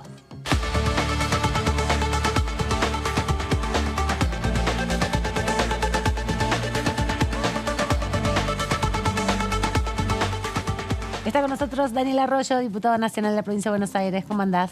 Muy bien, buenas noches y un gusto. Gracias por estar aquí, en un día importante, con muchas definiciones. Habló el presidente de la Nación hace un rato. Hay una situación compleja, mucha tensión entre oficialismo y oposición por lo que se está viviendo en Jujuy. ¿Cómo pensás que eso repercute? Bueno, ustedes desde el bloque han emitido un comunicado, la oposición también emitió un comunicado en sentido inverso, digamos. Sí, yo creo que hay que marcar una línea y hay cosas que no pueden pasar. No puede haber represión en la Argentina y frente a la protesta hay un protocolo para actuar. No puede la policía de una provincia avanzar con autos sin patente o directamente sin una leyenda que diga policía con claridad. Está claro que en la protesta seguramente habrá habido infiltrados y es evidente que se han quemado autos, ha habido dificultades, pero no puede el Estado como tal no cumplir las reglas básicas que tiene que cumplir. Yo creo que eso es lo primero. En un contexto complejo, donde entiendo que hay una parte de la sociedad que reclama más mano dura, hay que ser muy cuidadosos. Hay límites que en democracia no se pueden pasar. Y decíamos que hoy habías participado de una actividad importante, que había actividades políticas también en el Congreso, que es parte de las acciones que tiene esta Cámara, que es recibir a organizaciones de la sociedad civil para conversar sobre proyectos. Y nos contaba hoy más temprano nuestra colega Lourdes López que estuvieron presentes vos con otros diputados porque hay preocupación sobre la cuota alimentaria. Si bien el Congreso avanzó en el registro, hay mucho incumplimiento. Sí, sobre todo le es muy difícil a la mujer que se separó y que el hombre no le pasa la cuota alimentaria poder hacer cumplir sus derechos verdaderamente más allá de estar en el registro. Lo que se presentaron un conjunto de leyes, la más importante es el patrocinio jurídico gratuito. Es una mujer que no le está pasando su pareja, su expareja, el dinero que corresponde a la cuota alimentaria, automáticamente pide un abogado, automáticamente tiene un abogado especializado, un cuerpo de abogados especializado en el tema, con lo cual va a agilizar mucho el proceso. Y además eso se busca resolver siempre en mediación, no judicializarlo lo menos posible. Sí, pero el hecho para mí que lo lleve un abogado va a llevar a la mediación rápidamente, sabe los circuitos, va a hacer que haya un acuerdo enseguida, sí, va a agilizar los procesos. Hay un informe que decía que cerca del 80% de los varones no cumplen estrictamente con la cuota alimentaria, algunos no cumplen para nada, otros más o menos. Bueno, se busca con el registro que ya se había aprobado y con el acceso a un cuerpo de abogados especializados la posibilidad de poder avanzar. Yo vengo trabajando mucho en el tema niñez y adolescencia. Presenté la semana pasada un proyecto de duelo también en ese plano. Trato siempre de acompañar, como en este caso, el tema de la cuota alimentaria, todo lo que tenga que ver con respetar los derechos de niños, niñas y adolescentes. ¿Cómo es el proyecto de duelo? Presentamos un proyecto fuerte que es una niña, un adolescente que perdió a la mamá o al papá o a un tío o un hermano, un equipo interdisciplinario de psicólogos que pueda acompañarlo para atender el tema de duelo. Es un tema del que nadie quiere hablar. Cada vez que hablo con alguien, veo que el que le hablo se mueve el cuerpo como diciendo incómodo, yo mismo también. Hay una fundación que trabaja esto, se llama la Fundación Aiken, que viene trabajándose mucho esto. Entonces armamos un sistema en donde se capacita a los docentes, que son los que pueden interpretar dónde está el tema, se arman equipos interdisciplinarios y hay toda una dinámica, una temática para atender el tema del duelo, que es muy complejo. Digo, cuando alguien pierde un ser querido es muy fuerte, ni hablar cuando es más chiquito, cuando es un niño, una niña o un adolescente, y vinieron a la Cámara, lo presentamos, vinieron a contar testimonios desgarradores de madres, de chicos, y la verdad que estoy muy contento con ese proyecto, porque la idea es poder acompañar de algo que ninguno sabemos cómo hablar y queremos mirar para el costado porque le tenemos temor, pero que hay que atenderlo. Y volviendo a lo de deudores alimentarios que hoy presentaba el proyecto, el del patrocinio jurídico, ¿hay acompañamiento en este caso de los bloques opositores? ¿Hay expectativas de que se avance prontamente en comisiones esos temas? Porque bueno, en el caso del registro de los deudores alimentarios hubo acompañamiento, pero para ver si en el caso de esta ley sería el mismo caso. Y yo pienso que esta ley va a haber que trabajarla más porque el registro es simplemente un registro, esto implica presupuesto, es decir, la tarea que tienen los centros de acceso a la justicia, que ya lo hacen en la práctica. Uno va a un centro de acceso a la justicia y hay un abogado que lo patrocina, pero tiene que enterarse la persona. El poner esto en escala implica recursos del Estado. Entiendo que eso va a ser parte del debate que se va a dar, pero creo yo que conceptualmente no creo que haya debate entre oficialismo y oposición de esto. Habrá que definir con claridad el presupuesto que significa, que no es significativo, y tal vez hacerlo por etapas, pero tenemos que ir por ese lado. Diputado, la semana que viene se hablaba de la posibilidad de que pudiera haber una sesión, que el oficialismo iba a trabajar en eso. No sé qué información tiene usted y qué temas entrarían. Hay varios con dictamen, pero bueno, tiene que ser obviamente una sesión de consenso, si no es medio complicado. Y yo espero que el 29 tengamos sesión, sería lo lógico. Mi expectativa era que tuviéramos el 14, tuvimos el 13 la visita del jefe de gabinete, era la idea que al día siguiente, está claro que son tiempos electorales complejos, pero ya este sábado cierran las listas, la semana que viene no va a haber una dinámica por ese lado. Yo espero que sí, que podamos tener. Yo aspiro que se pueda tratar el tema de universidades. A mí me parece que estamos con una deuda muy importante con el tema de universidad, lo tratamos. Pero la oposición no quiere, pero la oposición gran mayoría. Está dividida en eso, está dividida. Claro. Pero no podemos 3 veces llevar al recinto algo y no tratarlo. Fue aprobado en comisión por una parte de la oposición. Yo creo que es un proyecto que habría que Becas Progresar también está pendiente. Becas Progresar estaba pendiente. Volvimos había perdido estado parlamentario, se volvió a resolver, hubo acuerdo de todos, o sea que son otros. De educación, para mí, universidades, las becas Progresar y todo lo que tenga que ver con conectar igualdad, tenemos que legislarlo directamente. Y en eso no hay debate. Digo, son esos proyectos, uno ve el tablero, son 250 y pico de votos a favor. Sí, lo que pasa es que ahí por ahí lo que sucede es que la estrategia electoral se cuela y los sectores de la oposición especulan con no darle acompañamiento a los proyectos oficialistas. Sí, ¿Te parece que eso se puede correr un poco de la escena? Yo o creo que no sí, hay? y que hay que aprovechar para hacer ahora fines de junio y comienzo de julio. Sacar proyectos, aprobar en el recinto. Entiendo que en agosto va a ser más difícil. Ahora, la lógica de oponerme porque soy opositor no tiene ningún sentido. Historias clínicas digitalizadas, un proyecto recontra obvio que está digitalizada la historia clínica en cualquier lugar del país. Uno es atendido, tuvo 2 votos en contra. Absurdo, ¿no? De la extrema derecha. Entiendo yo que el objetivo es estar en contra. No hay otra razón para que alguien pueda oponerse a algo que es tan obvio del siglo XXI, que es la historia clínica digitalizada. Bueno, esa lógica de me opongo porque sirve, porque tengo algo de prensa, porque hay que sacarla. Yo espero que el 29 tengamos sesión. La sociedad está enojada de verdad con que el Parlamento no funcione. Tiene que funcionar. Yo estoy permanentemente acá, trabajamos en comisiones, pero lo que entiende la sociedad como funcionamiento es el recinto, aprobar leyes. Aprobar leyes. Entonces, y hay tantos que son acordados ya de por sí. El tema crédito suba se pudo avanzar también con dificultad. Bueno, todo eso tiene que ir al recinto y hay que votarlo y ya está, ¿no? Sí, lo que pasa es que también se ve las dificultades propias que tienen los espacios políticos para ponerse de acuerdo y porque la campaña electoral está hoy, bueno, atravesando todos los ámbitos. Ya votó la mitad de la población, un poco más de la mitad de la población en sus legislaciones provinciales y en sus elecciones provinciales. Toda la expectativa está puesta entonces en el sábado a última hora y después ya la campaña para agosto. Sí, pero en el medio hay que tener sesiones. Yo digo, nosotros trabajamos de diputados. ¿Cómo evalúa alguien lo que hace un diputado? Básicamente por su trabajo, en las comisiones, los proyectos de ley que presenta y que esté en el recinto. Esa es la tarea como diputado. Otro tendrá otra tarea. No, yo insistiría y espero que sea así. De hecho, tenía muchas fichas puestas que el 14 de este mes hubiéramos tenido sesión, aprovechando que el día anterior estaba el jefe de gabinete. Hay que tener sesión, hay que aprobar. Hay un montón de proyectos. Mi teoría es que los proyectos están dando vuelta, el 80% son consensuados, son proyectos que van a salir con un amplio consenso. Y los que no, debatámoslo, pero saquémoslo. Si pudo haber algún grado de consenso en Crédito Suba, que era tan complejo, bueno, lo va a poder haber el resto de los temas. Y otro de los temas que estuvo hace unos días, que comenzó, es el tema de las licencias, ¿no? De ampliar las licencias en la ley de contrato de trabajo. Usted es parte de la Comisión de Legislación del Trabajo. Consultarle en qué estado está, porque no se volvió a reunir, entiendo que estaban los asesores, pero si hay consenso, si hay puntos. No, ahí sí ha habido un avance. Hubo una sola reunión de comisión, pero sí hubo avance con los asesores.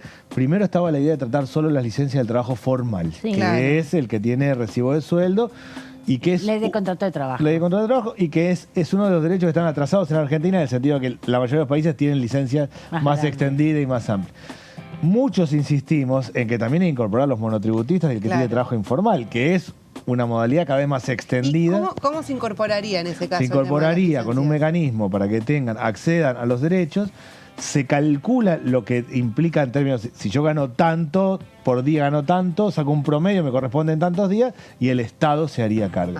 Hay un debate fiscal ahí, pero es de pura justicia. Estamos hablando de que no hay trabajadores A y B, hay trabajadores que tienen derechos y que tienen obra social, jubilación y vacaciones pagas, y otros que no lo tienen porque el funcionamiento del mercado laboral es así. Estos tienen hijos también y tienen que tener licencia por paternidad o por maternidad que corresponde. El Estado compensaría, si yo gano 100 y me corresponden 10 días. La duda también que me surgía es porque muchas veces la modalidad del monotributo, o sea, que encubre una relación laboral, muchas veces es lo que utilizan empresas, ¿no? O sea, las empresas no aportarían nada, ¿sería solamente cargo del Estado? Bueno, ese es un punto de debate, pero el grueso del monotributo no es empleo en negro encubierto, sino son cuentapropistas. Y nosotros no podemos, para algunos casos, tirar todo, dejar de tomar el tema. El tema hay que tomarlo. Existe en la Argentina 40% de informalidad laboral, 6 millones de cuentapropistas, hay 5 millones de monotributistas. Esa es la realidad. Una partecita de esto son avivadas, es empresa que se emplea en negro encubierto. Otra parte es monotributo social, gente que está en la subsistencia, que la labura, la pelea como puede, y el resto son monotributistas, que es la forma que han conseguido para poder tributar, para tener un trabajadores autónomos que la pelean a lo que les sale y como les sale. Porque hay un segmento que claramente hay una ilegalidad, nosotros no podemos desacomodar a todo el resto, con lo cual yo soy de la idea de hacer para todos y sí extremar los controles, que eso es tarea del Ministerio de Trabajo. Pero la idea de que como hay un segmento que es empleo en negro encubierto, no legislar para ese conjunto, para mí es un error. Y preguntarte, porque también hacías una clasificación, ¿no? Claramente, que es la situación laboral, trabajadores registrados, trabajadores no registrados. Pero los trabajadores registrados, también el Estado les cubre la maternidad y la paternidad, digamos. La licencia sale del ANSES. No, claramente, en realidad el Estado cubre mucho más de lo que parece en Argentina, porque uno no lo ve en términos generales. Es como que alguien diga, este tiene la asignación universal por hijo, le estamos dando un regalo, existe la asignación familiar, es la misma lógica. Sí hay un debate de cómo se hace con los monotributistas en términos de cómo se calcula. Y hay una cuestión técnica de tantos días por tal cosa, pero nada más. Ahora, no se puede legislar solo para el sector formal, me parece, en un país que tiene 40% de formalidad. Y además laboral. porque también al Estado le es muy difícil cambiar el sistema hacia la formalización, ¿no? No se promueve. La Argentina tiene 40% de informalidad hoy, dentro de 10 años va a tener 40% de informalidad laboral. El mundo del trabajo no va hacia la incorporación masiva de trabajadores formales. Al revés, va a que parte del trabajo formal vaya perdiéndose por inteligencia artificial, por tecnología, por nuevas modalidades. Con lo cual, hacer como que no existe eso no tiene ningún sentido.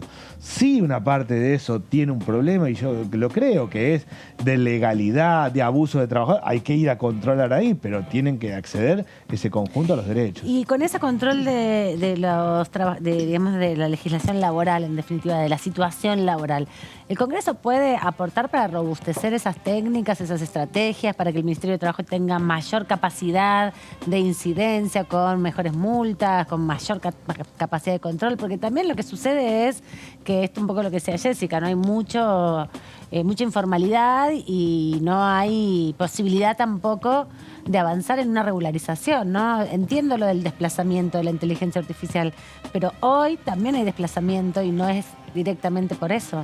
No, y hay abusos claramente y hay empleo negro encubierto. Nosotros tenemos varias categorías, pero trabajo formal, que es el que tiene obra social de jubilación, vacaciones pagas, semiformal, que cobra parte en blanco, parte en negro del sector privado, o que tiene un contrato en el Estado, pero es más o menos. Trabajador no registrado, que es el trabajo en negro, y cuenta propista. Y después tenemos otras categorías más, pero digamos, para ponerlas en términos generales. Bueno, lo que define la política laboral es el presupuesto. Por eso nosotros tenemos que darle mucha bolilla al presupuesto. Si queremos que haya más control sobre el trabajo no registrado, hay que poner recursos al Ministerio de Trabajo en esa partida presupuestaria, en esa línea. Yo creo que tenemos que tomar en serio el debate del presupuesto, porque es ahí donde se define. ¿Qué capacidad tiene para regular el Ministerio de Trabajo? Es cuántos recursos tenga. ¿Cuántos recursos va a tener? Se define acá en el Parlamento, en el debate presupuestario. Y eso se contrapone también con la discusión sobre reducir el Estado.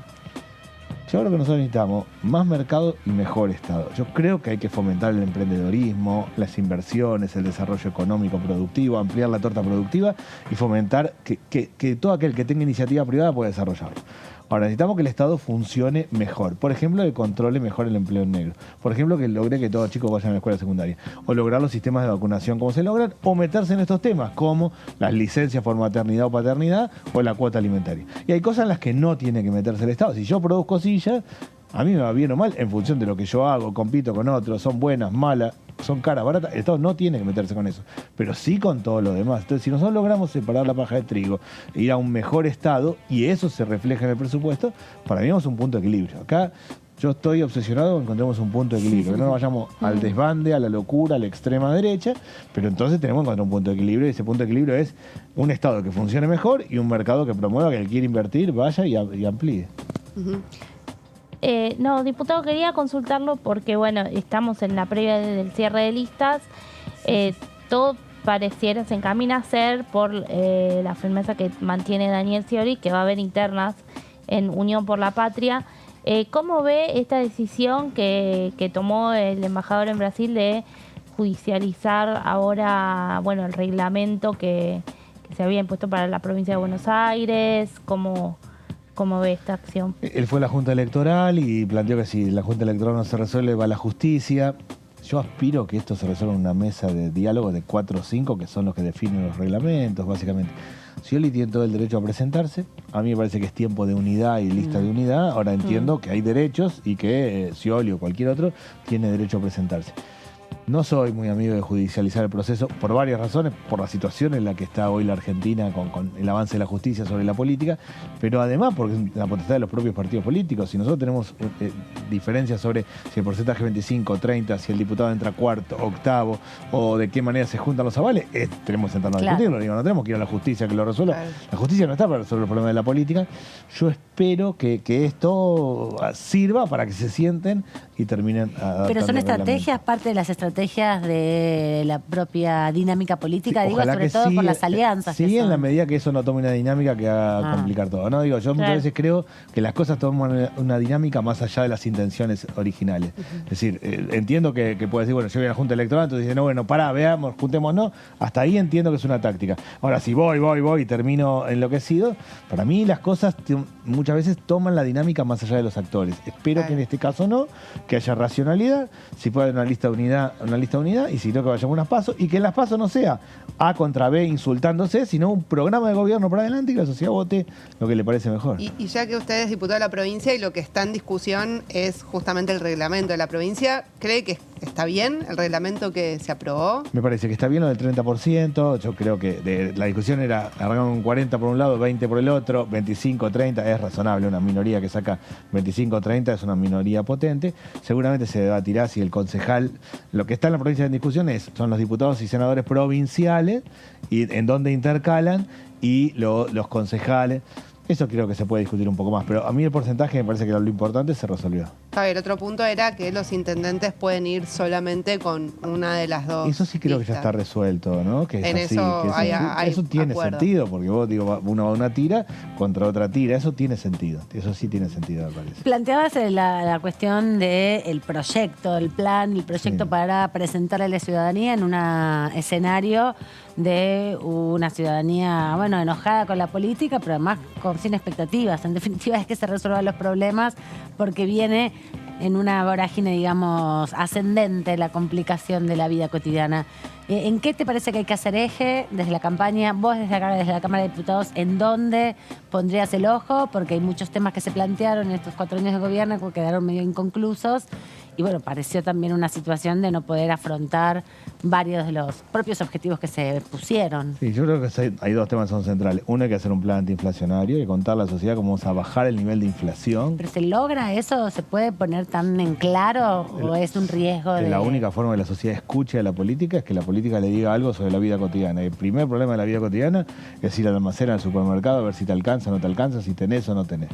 Nadie espera magia ni que alguien diga toca un botón y mañana no hay inflación. La sociedad está 3 pasos adelante de la política, pero sí un plan antiinflacionario que deje con claridad. Vamos a ir por este lado, vamos a avanzar en esta línea, estos precios van a estar regulados, estos no, vamos a hacer esto con los gastos del Estado, esto con la emisión monetaria. Primero eso. Yo creo que eso, no veo una sociedad escuchando a nadie que no plantee como primer punto cómo hace la persona para saber con cuánta plata tiene que ir al almacén o al supermercado. Y el segundo punto es la inseguridad. La inseguridad marca la vida cotidiana. Una persona va, da 2 vueltas alrededor de la manzana antes de entrar al auto por las dudas. La persona de cierta edad después de las 6 de la tarde no sale porque tiene temor. Situaciones marca. Las 2 cosas que marcan la vida cotidiana es lo que sale la comida y el endeudamiento. La supervivencia, digamos. La supervivencia que hace que se endeude la familia y la inseguridad y el temor y la familia que está preocupada porque la hija, el hijo viene a tal hora de trabajar y hasta que no llega, hasta que no ve, escucha que pone la llave en la puerta, no sabe cómo hacer. Bueno, esas 2 cuestiones, si esas 2 cuestiones no están, la sociedad no va a darle bolilla a la campaña. O sea que sobre eso, sobre lo que hay que discutir. Sí, para mí, punto 1 es un plan antiinflacionario, que un plan antiinflacionario tiene que tener varios componentes, y un punto 2 es algo serio en seguridad, que no es decir cárcel o bala o tirar cualquiera, pero sí un plan serio de seguridad. Con respecto a la inflación, una dinámica que se venía planteando es que, como el acuerdo de precios es con las grandes cadenas de supermercados, muchos comercios de cercanía estaban cerrando porque les llegan como otros precios a ellos. Bueno, usted siempre habla mucho, ¿no?, del tema de los comercios de cercanía. ¿Cómo ve esa situación? ¿Cómo está impactando en la provincia de Buenos Aires de esos comercios de barriales? Yo creo que ha mejorado un poquito. Ustedes vieron, el último dato de inflación fue 7,8 de inflación general y 5,8 en alimentos. Sí. Eso es, digo, 5,8 es altísimo, pero es un fue, poquito más bajo. después de mucho tiempo, más bajo que el general. Eso está marcando que está llegando a toda la cadena el tema de los alimentos. Me parece que se trabajó mejor el último tiempo con los mayoristas. El problema central de los comercios chicos es que el mayorista les vendía por arriba de precio justo, o sea, no tenía ninguna manera de tener precio justo. Me parece que se armó ese esquema en parte y se evitó la espiralización, esto que remarcamos todo el tiempo los alimentos. La situación es muy crítica, pero para mí, si el nivel de inflación de alimentos es más bajo que la inflación general, ya estamos por lo menos en un punto caminando correctamente y marca eso, que está llegando hasta la punta. Y lo segundo que tenemos que hacer claramente, a mi modo, es que regular. Hay 1.900 productos que no pueden ser puro mercado, hay que regular. 1.900 productos son la canasta básica, es lo que en esencia cualquiera de nuestras familias compra a lo largo de un año. Bueno, eso que define comer o no comer, que define lo que hacemos cada familia, eso tiene que tener un grado de regulación. No puede ser lo mismo que cualquier otro producto. Si esas 2 cosas podemos avanzar, en la primera se avanzó un poco más, bueno, vamos a empezar a mejorar el tema de inflación. Diputado, usted hablaba, y varios dirigentes del Frente de Todos lo están diciendo, de la importancia de, bueno, mostrar un programa durante la campaña. ¿Qué tiene que contener ese programa? Yo arrancaría plan antiinflacionario, plan del tema de seguridad siendo muy serio, y después hay 3 cosas para mí son clave. Uno, una reforma de la escuela secundaria. Argentina no tiene futuro si no transformamos seriamente, ampliamente la escuela secundaria, un punto. Segundo, el desendeudamiento de las familias, rearmar el sistema de crédito. Gran parte de las familias deben plata, y deben plata no solo para comer, para los gastos fijos, para lo que tiene que ver con los medicamentos. Viven endeudados, no es posible. Los conflictos fuertes en América Latina vinieron por endeudamiento. Las últimas movilizaciones fuertes en Chile y en otros países fueron de endeudados, de gente que debe plata. Y lo otro para mí clave es tener una política seria en términos de cómo funcionan las reglas de la política, construir consensos. La sociedad quiere una política que resuelva cosas, que funcione, que haya acuerdos, que funcione el Parlamento. Tenemos que demostrar seriedad. Yo entiendo, para mí hay una disyuntiva hoy. Para hacerse notar un político tiene que decir cualquier verdura, tiene que decir cualquier cosa así, extrema, todo y va. Ahora, eso no es. La sociedad Eso llama la atención, Claro. pero no es lo que está buscando la sociedad. Yo, si estoy haciendo zapping y veo uno que dice una locura, paro a ver qué dice. Claro. Pero no es que lo quiero de representante, paro porque me interesa, porque genera interés. La intención de la política no es generar interés. Una cosa es alguien que está en el mundo del espectáculo que tiene que generar interés. El que está en la política no tiene que generar interés diciendo cualquier verdura, sino que tiene que serenar, plantear ideas, propuestas, saber consensuar. Para mí la sociedad va a acompañar a quien sepa generar consensos. Quien dé la certeza, no de que golpea la mesa, dice cualquier cosa, sino que verdaderamente puede trabajar con otro y empezar a mejorar las cosas. Un desafío porque la sociedad descree de la política, está enojada. Sí, está enojada, descree y solo escucha aquello que es de interés. Yo le doy mucha bolilla cuando hablo a las posturas de las personas, ¿no? Si uno está hablando de política en general, alguien está así. Si está hablando de los alimentos, está a ver de qué trata. Sí, exacto. Con el proyecto de duelo, yo veía que la gente decía, uy, esto hay que prestarle atención. Ahora, otro proyecto, otra cosa, no. La sociedad es selectiva, pero muy inteligente. Le presta atención a lo que hace a la vida cotidiana, lo que ve que es de verdad. Lo que no ve que es de verdad no va. En el proyecto de duelo había un montón de gente. Yo arranqué diciendo, estos diputados que estábamos acá, éramos varios, somos de distintos partidos políticos. Un montón de gente dijo que bien, bueno, bien. O sea, están trabajando en serio, no es que se le ocurrió a Daniel Arroyo o a Juan Pérez digo, y generó toda una actitud de decir, bueno, colaboremos y vamos a hacerlo en serio. Si la política demuestra que va en serio, la sociedad va a acompañar. Hay una sociedad muy inteligente en la Argentina. La sociedad está muy informada, mucho más de lo que parece. Es selectiva. Sí, es verdad, también hay subestimación del electorado. Sí, El electorado en Argentina es racional y comparativo. Es racional, piensa, estoy bien, estoy mal, me conviene, no me conviene, es comparativo. Este es feo, pero aquel es horrible, o más o menos, vota. Pero la sociedad está la Argentina es una sociedad politizada, donde la gente en general tiene opinión política. No sigue, como nosotros, la diaria de la política, pero está informada de la política y en términos generales solo le presta acompañamiento a quien le parece serio. Y una cosa es llamar la atención y otra cosa es ser serio para trabajar. Bueno, pero ¿cómo planteás, y ya te dejo ir después de esta pregunta porque estamos hace un rato largo, pero cómo te posicionás o cómo pensás que se posiciona la sociedad respecto también a las fake news y a todas las operaciones mediáticas que existen y que tienen un impacto electoral, ¿no? Lo vimos la semana pasada también en Chaco, lo hemos visto en otros momentos, en el 2016, en el 2015, en la elección. Hay también un lugar donde el bombardeo comunicacional genera cierta confusión o, bueno, construye estas expectativas en las personas que por ahí no se concretan tan rápidamente.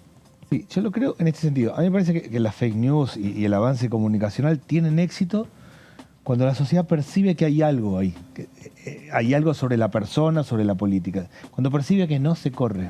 Digo, por eso hay algunas fake news que funcionan y algunos bombardeos mediáticos funcionan y otros que no, que uno ve que los propios canales dicen salgamos de acá porque esto no va. La sociedad, digo, si va contra alguien, que una parte de la sociedad ve que hay algo raro en ese alguien, se engancha.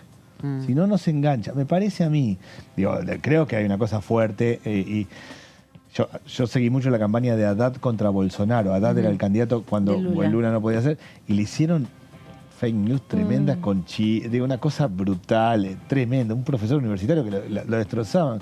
Y ahí me di cuenta del poder que tienen. Pero también vi que la sociedad, digo, ve un poquito más allá. Dice, bueno, veamos, a ver.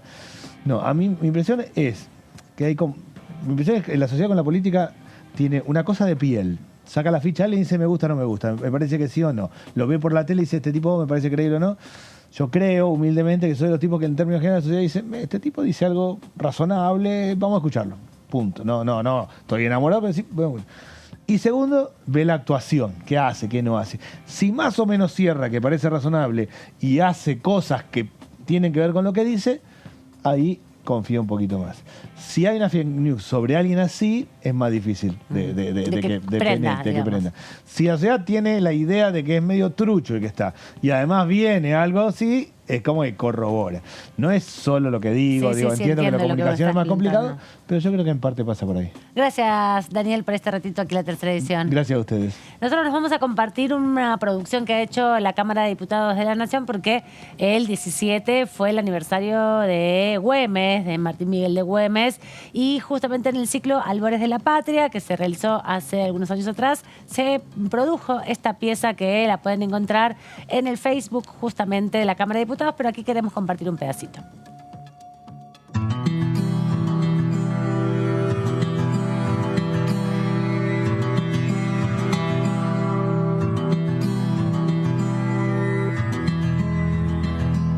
Bienvenidos. Bienvenidos a nuestra casa. Aquí vivió durante muchos años nuestra familia, la Güemes Goyechea. Pasad, poneros cómodos, sentiros como en vuestra propia casa. Aunque vuestras casas son bien diferentes a las de nuestra época, de fines del siglo XVIII, porque ustedes viven en el siglo... 21, Gabriel, 21. Este hombre no sabe ni en qué siglo vive, y eso que era tesorero del rey. Bueno, pero lo importante es que esta casa es parte de la historia de todo un continente. Aquí se instauró la tesorería real y aquí vivió Martín Miguel de Güemes. Nuestro hijo, el segundo de 9 hijos. Pero sabrán disculparnos, todavía no nos hemos presentado. Soy Gabriel de Güemes Montero. Soy María Magdalena de Goyechea y Lacorte, madre de 9 hijos. Juan Manuel, Martín Miguel, Magdalena, Francisca, Gabriel, José, Benjamín, Isaac y Napoleón. Magdalena, mi macacha, fue la gran colaboradora de Martín en la lucha por la independencia. Martín nació el 8 de febrero de 1785. Es nuestro primer hijo nacido en Salta. Detrás de estos muros, recorriendo los patios y las habitaciones, podéis volar con la imaginación hacia aquellos días de la lucha por la independencia, lucha que junto a militares y patriotas campesinos comandó nuestro hijo. Rescataréis del pasado a muchos hombres y mujeres que durante 11 años acompañaron a Martín en esta gran epopeya. Adelante, a disfrutar la visita. A los 14 años ingresa al regimiento fijo de caballería con asiento, del Virrey, con asiento en Salta. Va recorriendo su formación militar de tal suerte que va conociendo toda esta enorme zona, porque Salta era Salta, Tucumán, Santiago del Estero, Jujuy y Tarija. Toda esa zona Güemes la recorrió, la mamó, la conoció, no solo a su geografía, a sus cambiantes geografías, sino también a su gente, al espíritu de su gente, que fue lo que posibilitó luego que Güemes fuera el que fue. El virrey ordena que vaya a Buenos Aires a continuar su formación militar y va en 1805, con 20 años recién cumplidos. El joven Güemes tiene ya un papel destacado en la defensa contra la invasión inglesa, pues una nave es tomada por caballería. Una nave es tomada por caballería al quedar encallada en una bajante del río. Las fragatas de Inglaterra invadieron Buenos Aires. Queman el aire de agosto las campanas virreinales. No tiene naves el pueblo para atajar esas naves. Una flota de prodigio está inventando el coraje. Caballos criollos aún quemados de sol árabe, que en la pampa desataron sus 1000 años de arenales. Caballos criollos con jinetes por velamen se arrojan sobre un navío que ha maneado la bajante. Es la fragata Justina, fragata de nombre suave, que mira con la mirada de un cañón amenazante. Enfrentaron al navío los potros del paisanaje. Contra la proa de hierro chocaron proas de sangre, y ante los nuevos tritones cabalgados en la nave se oscurece el mascarón curado de tempestades. Triunfante regresa Güemes, enlazador de baguales, entera como su barba es la victoria que trae. Y desde entonces el río, roto metal del oleaje, está mascando cadenas en sus gigantescas fauces. Grandes mujeres protagonistas de la lucha independentista han sido borradas de la historia oficial. Damas criollas, niñas, mujeres de la servidumbre y esclavas, enfermeras, todas juntas. Se disfrazaban, ocultaban papeles entre sus faldas, montaban a caballo y recorrían largas distancias para obtener información y transmitirla al ejército patriota. El enemigo no podía respirar sin que ellas se enteraran y activaran la red de comunicación. Juana Azurduy, la gran heroína boliviana, mujer fuerte y decidida, fiel defensora de los derechos indígenas, dio batalla estando embarazada y parió en medio de la lucha a su quinta hija Luisa. Se unió a las tropas de Güemes como estrecha colaboradora para defender las causas soberanas. Magdalena Damasa Güemes de Tejada, hermana del general Martín Miguel de Güemes, que se popularizó con el nombre de Macacha Aquí en el pueblo, los gauchos y las mujeres criollas de su tierra la amaban por ser la madre del pobrerío. No quiero favores con prejuicio de mi país. Este ha de ser libre a pesar del mundo entero. Y vengan también cuantos monstruos abortó la Europa con su rey Fernando a la cabeza. Nada temo, porque he jurado sostener la independencia de América y sellarla con mi sangre. Yo no tengo más que gauchos honrados y valientes. Con estos únicamente lo espero a usted, a su ejército y a cuantos mande la España. Crea usted que anhelo por este dichoso día que me ha de llenar de gloria. Que el pueblo que quiere ser libre, no hay poder humano que lo sujete. Ya envié las cartas que me pediste, Martín. A Carmen y a mis hijos, Macacha, quiero asegurarme que sepan de mí. No te preocupes. Tu mujer y tus hijos están en Rosario de la Frontera. Hacia allá salió el Yaqui ayer a la tarde. Seguramente tus cartas ya llegaron. ¿Y esos disparos? Martín, es una emboscada. No vayas, tienes que huir por el otro lado. No voy a huir abandonando a mis hombres. Güemes tenía 30 años cuando se casa con Carmencita de 18. Durante mucho tiempo no se supo casi nada de ella y pudimos constatar que Carmencita estuvo siempre al lado de Martín Miguel de Güemes, negándose a ir a estar con seguridad cuando él y el padre de ella trataban de mandarla. Obstinadamente estuvo al lado de él. ¿Qué puedo ofrecerte? Una patria. Don Juan Ignacio Gorriti trae la noticia una noche. Si él ya no puede volver, ella irá donde él se esconde y comienza por cortarse la cabellera de bronce. Si él no ha de contemplarla, ¿para qué la quiere entonces? Igual que la luz al cirio, deja que el amor la agote. Siendo una flor, vivió más de lo que viven las flores. ¡La patria! ¡Vive la patria!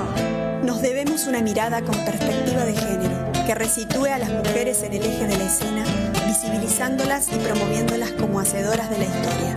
Güemes no estuvo solo, estuvo con las capitanas del ejército gaucho.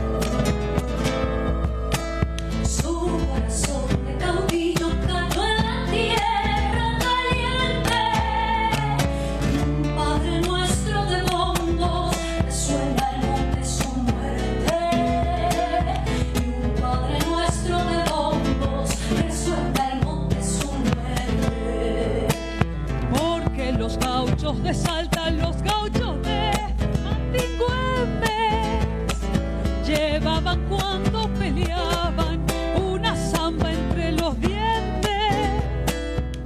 Llevaban cuando... Hermoso material que ustedes pueden encontrar, como bien les comentábamos, en el Facebook de la Cámara de Diputados. Es un cortometraje de 9 minutos que recupera la historia de Güemes, pero también de sus infernales, que se conmemoró este pasado 17 de junio, un nuevo aniversario, 102 años de su fallecimiento, y eso en definitiva también tiene que ver con la reivindicación por la soberanía argentina. Hermoso material con un poco de inteligencia artificial, como veíamos, y la puesta en escena de los padres de Güemes, contando un poco el inicio de su historia y la gran protagonista, su hermana, la Macacha Güemes, que ha constituido en aquellos tiempos de lucha contra los realistas la mejor red de comunicación que se ha conocido en la historia argentina respecto a la resistencia de todo el pueblo salteño. Así que a todos, a todas los argentinos y las argentinas, pero sobre todo a quienes son salteñas, un saludo especial en esta conmemoración del 17 de junio. Vamos a cambiar un poco de tema, vamos a volver a la actualidad parlamentaria. Meli, nos vas a contar de un proyecto que ya tiene dictamen y es uno de los proyectos que puede llegar también a ser negociado entre los distintos sectores del Congreso de la Nación para llegar al recinto como uno de los posibles temas de debate.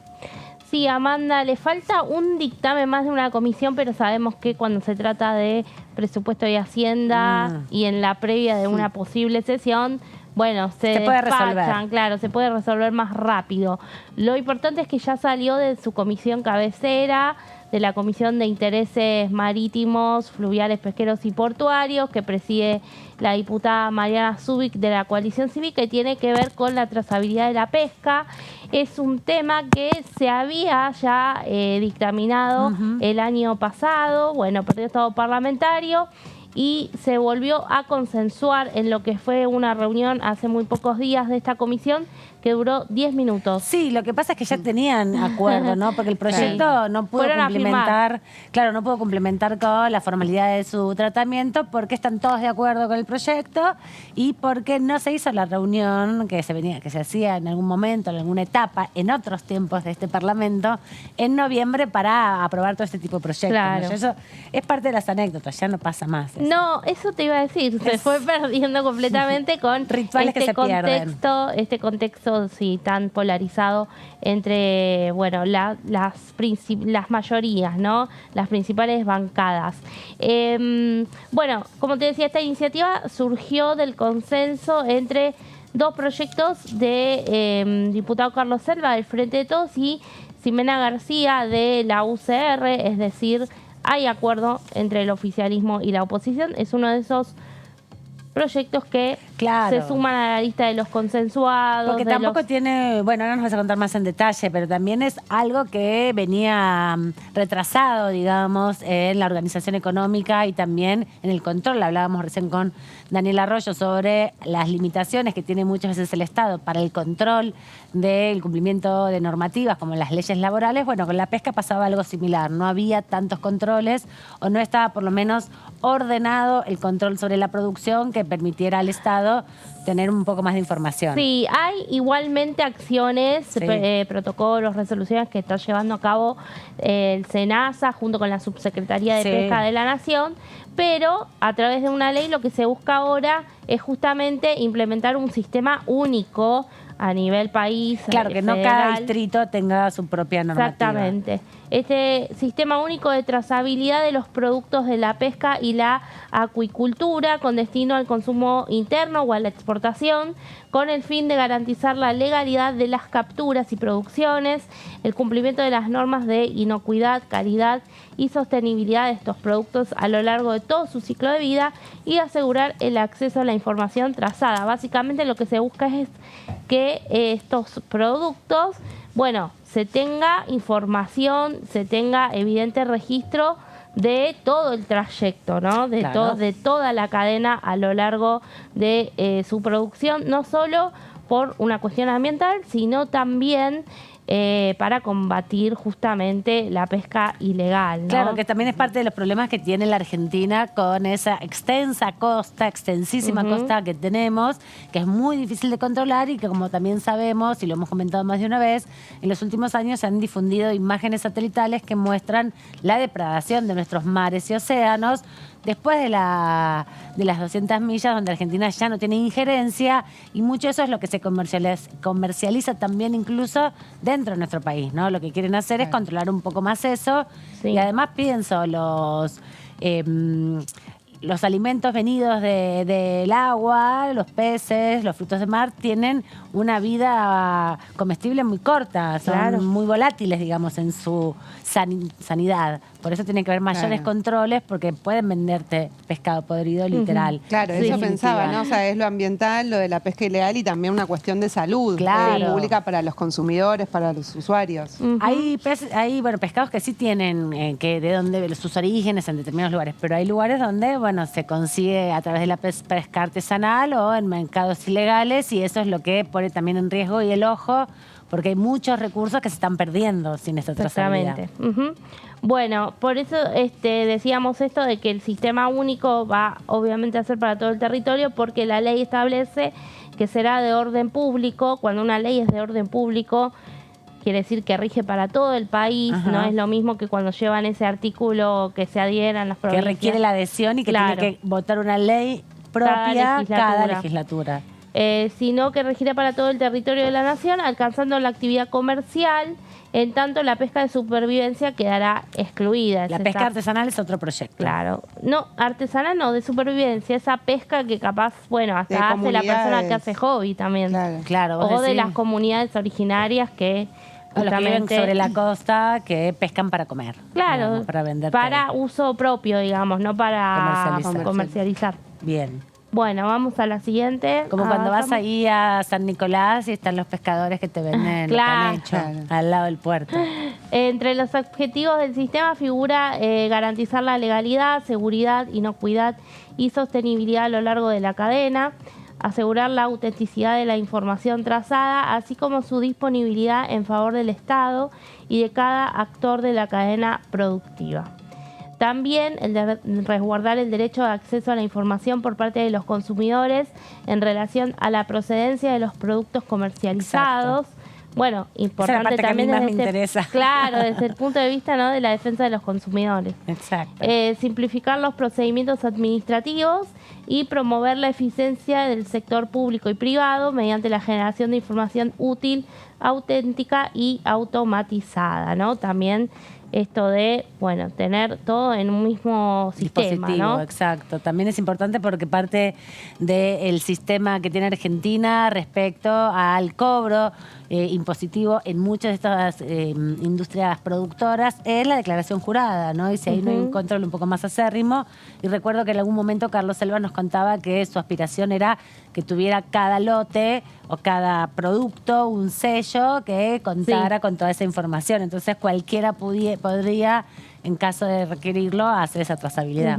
A nivel internacional ya desde 2018 se vienen recomendando este tipo de regulaciones. Y además con el comercio internacional y los acuerdos con la Comunidad Europea y los norteamericanos para la importación de productos de consumo argentinos, se requieren todos estos estándares, ¿no? Sí, bueno, justamente la Unión Europea y Estados Unidos son los principales destinos. Exacto. La industria pesquera representa de unos 2.300 a 2.500 millones de dólares en exportaciones y Argentina ocupa el puesto número 19 entre los productores de pesca a nivel mundial. Bastante bien, ¿eh? Y claro que todo sí. Con lo artesanal y lo poco tecnificado que está el sistema, bastante bien en el ranking. Sí.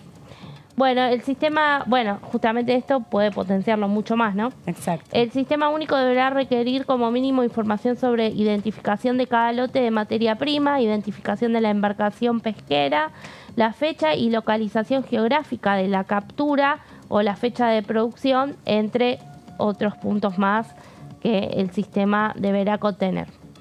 Y creo que nos queda una placa. A su vez, la reglamentación establecerá la información que deberá incluirse en relación a cada etapa del proceso de trazabilidad. Obviamente es un proceso y un trayecto bastante largo. En el caso de, pienso, que el producto tenga una etiqueta, bueno, también eso en la reglamentación habría que ver cómo se sintetiza, ¿no? Sí, bueno, lo que pasa es que hay un pedazo, digamos, o una etapa del sistema productivo que es la obtención del recurso, y otra etapa que es justamente la forma de la comercialización a través del envasado. Y ahí es donde hay lugares poco claros respecto a esa información. Si vos vas a tener... o si se modifica, si hay, pero, o sea, no sé.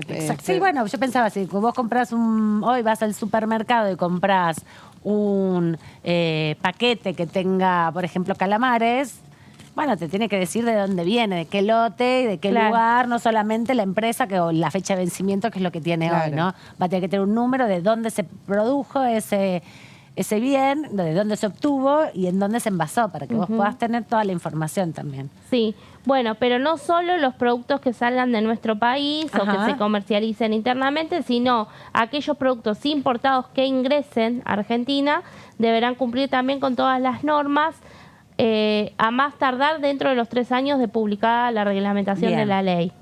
Y se instruye al Poder Ejecutivo Nacional para establecer líneas de crédito a tasas subsidiadas para el apoyo financiero de los sujetos alcanzados por el sistema.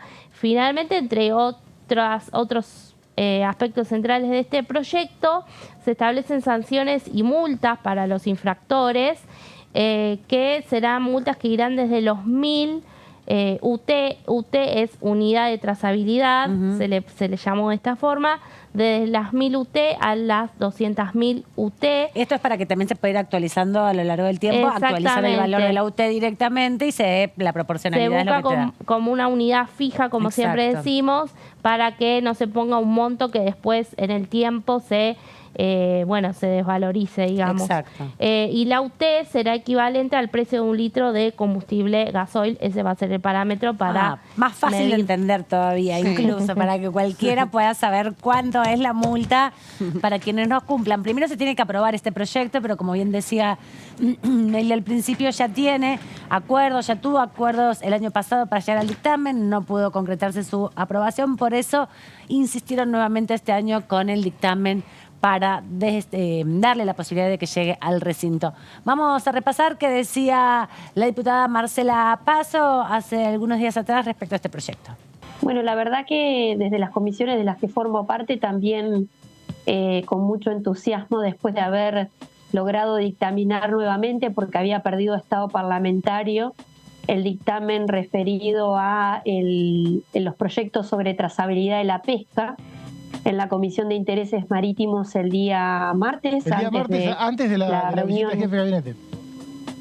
Habíamos acordado ya con las demás autoridades de la comisión tratar de encontrar algún momento en el cual pudiéramos lograr el quórum de parte de los distintos espacios políticos para volver a dictaminar sobre un tema que el año pasado habíamos logrado un acuerdo muy importante y que, bueno, por las cuestiones de los tiempos parlamentarios, el proyecto, el dictamen perdió su estado, entonces aprovechamos la oportunidad de ese día para poder dictaminar rápidamente este tema de trazabilidad de la pesca, que lo que hace es, por un lado, poner en valor el trabajo que ya viene desarrollando la Dirección y la Subsecretaría de Pesca de Nación, con un trabajo que ya vienen desarrollando a través de normas que son resoluciones, un trabajo con el sector, de poder ir identificando, justamente eso, la trazabilidad del producto de la pesca, que representa en su producción más del 90% de la producción ictícola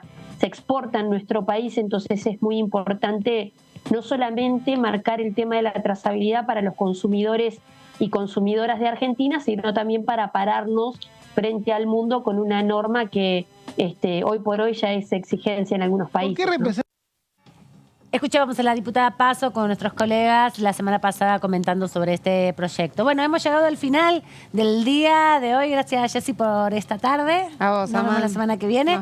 Y Meli, me dijiste que querías mandar un saludo. Sí, bueno, le mando un feliz cumple a mi tío Luis, que nos mira siempre. Un beso, Luis, para vos también. Muchas gracias por acompañarnos. Los dejamos con un video también que hizo la Cámara de Diputados Nacional para homenajear a Manuel Belgrano, porque el 20 de junio fue el día aniversario de su fallecimiento, el creador no solamente de nuestra bandera, sino un gran independentista también de la Argentina. Y pensaba recién, Güemes en Salta, Belgrano desde Jujuy, también haciendo estrategias políticas para defendernos de los españoles.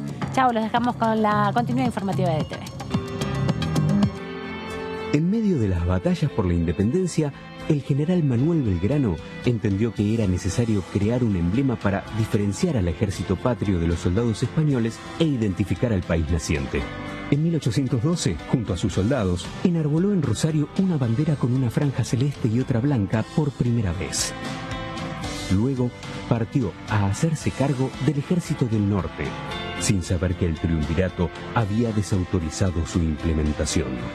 En 1816, tras la declaración de la independencia, el uso oficial de la bandera celeste y blanca fue aprobada por el Congreso de Tucumán, que la declaró símbolo patrio.